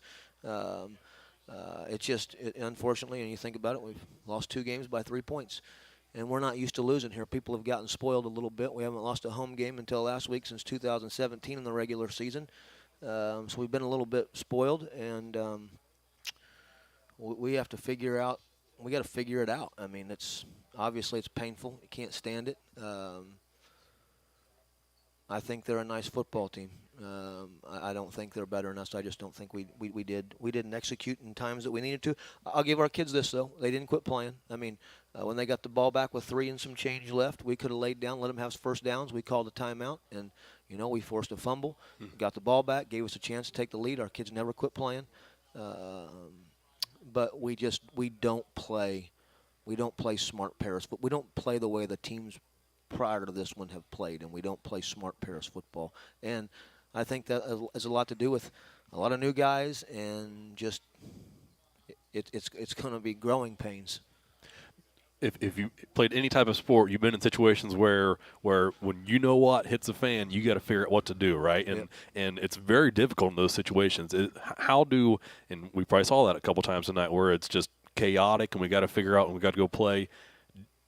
Can them as an athlete, can they get better at that? How do you improve those skills? Is it just experience that we got to be patient and wait for, or what do you think? Well, I think it's experience. I think you have to be in that moment. I think you have to be out there in the battle. And then I think what happens is unfortunately right now, sitting at 0-2, that experience pays off dividends when you find a way to win one. Mm-hmm. And then, so right now they still don't know. They're in the fire, and things are getting thrown at them 100 mile an hour, but they still don't know because they haven't won. They haven't gotten it yet. And right now it's very similar to this guy's first year. I mean, we're losing close ball games up front, and what stinks is we're in the year 6 or whatever. But I had some. I was nervous about this whole thing. I was nervous about a lot of positions in certain areas, and just. And being able to dial in and understand and concentrate and play for 48 minutes and what have you, and we've just not done that, unfortunately. It's painful right now. Looking forward to next week, kind of what are your goals for this next week of practice? You trying to keep morale up? I'm sure that's yeah. Probably key number one, right? Yeah, I mean, obviously, these kids haven't been around losing. I mean, they've watched Paris football win since they were in junior high. They've not been around losing. So to be 0-2 right now, I hope it bothers them as much as it bothers us as coaches. But it has to. I mean, they have to make a decision for it to bother them as much as it does us, at least to a certain degree where they're going to come and refocus and circle the wagons and that's our job as leaders. We've got to try and foster that. We've got to try and make them go. The old saying, someone said the other day, you can lead a horse to water, but you can't make him drink. And I said, well, I'll tell you what, you can lead the horse to water and you can jam his head in it. And he's got 2 choices, drink or drown. And that's the way we'll approach going forward next week. And we'll go on the road for the first time with this particular football team, which will make things a little bit, obviously new. And I don't know what they did tonight, but they put up a bunch of points last week at 45 against a team down south. And we just, being on the road maybe helped you out a little bit. I don't know. You get away from the last time we were there was crowd. 2019, an 8-1 team, and we got tripped up down there 22-20. So it's been a minute since we've been down there, and that was a really, really good football team that got beat. Obviously I get it, and I hate it, and I apologize to Tiger Nation. We want to be better than this, and we've got to figure out how to get this particular group going, and we'll just keep plugging away. I don't know any other way. We'll just keep rolling up our sleeves and trying to get them better. And I think there was growth. I mean, between week 1 and week 2, we obviously played with a different level of intensity tonight, and I think probably against a quality football team. But at the end of the day, no reason why we don't find a way to win the game, because you got to go out and you got to blow your necks up and compete and find a way to win a game. Don't let people run down the middle of the field. And it wasn't just that. There was a ton of things throughout the course of the game, but that's just where we're at as a football team right now. It's usually not one big thing. It's just constantly little thing after little thing after little thing, and they just continually build a mountain, and it puts us in a hole. And now we're in the biggest hole we've been in since 2016, sitting here at 0-2, and we got to find our way out of it. Well, Coach, we're here with you and trust the process as always. So we'll keep calling the games, and next week we'll be on the road, and we'll see on the road taking care of business. What we're about. All right, That's appreciate right. it, guys. Thanks, you. Coach. Appreciate Coach Claude Felcher joining us here on the postgame show as always. I'll give my shout out to Jim Taylor for hopping on and taking care of us on Paris Sports Network as well. I know he's trying to sneak out of here with the jacket on already. He's cashed in for the night. Well, we sure appreciate him for filling in for sure. So yeah, absolutely. And Lenny, you got through all your stats, is that right? I did. Yep, got them all wrapped up, and man, that's a tough one to lose. You thought sure we had the game won, when we went ahead there with 51 seconds left to go, and Jim called it, though. He says, I don't have a good feeling about this. He says, I could see them running it back or something. And, well, and when we stopped them down here on the 41, and I thought, wow, we got it. No way they're going to in 50 seconds, they're going to get 60 yards. But they did. And they did it. Hats off to Casey. I mean, we didn't give it to them. They earned it. They won it. So yeah, for such a high-scoring game, kind of odd how few huge plays we saw tonight, right? That's at 62 points scored in a high school game, and it's not like we saw, a handful of runs broken off for 50-plus yards, and I know they had a couple maybe 20-yard gains on that last drive, but, just and be okay, one more stop. Yeah. We no timeouts. We can do it, but that was going through too many players' heads at the time that they can do it and not just going out there and do it. So. Well, maybe. I don't know, but like Coach said, we'll get back to work go down to Lawrenceville next week and try it again. That's right. Try it again, and we'll be carrying that game. Not sure who will be on the call for the Paris Sports Network. Hopefully some of our guys will be back to health by then. So. That's right. We're living day to day in the broadcast booth here at Paris Sports Network. I do know that volleyball has a few matches next week, so we'll be covering those, and hopefully at that time we'll have some more information on who's covering the football game. But no matter what, we'll be on the air. And we will be. Somebody will. You can find us on our YouTube channel, so appreciate you joining in tonight, and thanks to all of our sponsors. And, well, with that, I'll sign off for Jim Taylor and Illini Earl. I'm Clay Best. Appreciate you for listening. Have a good night.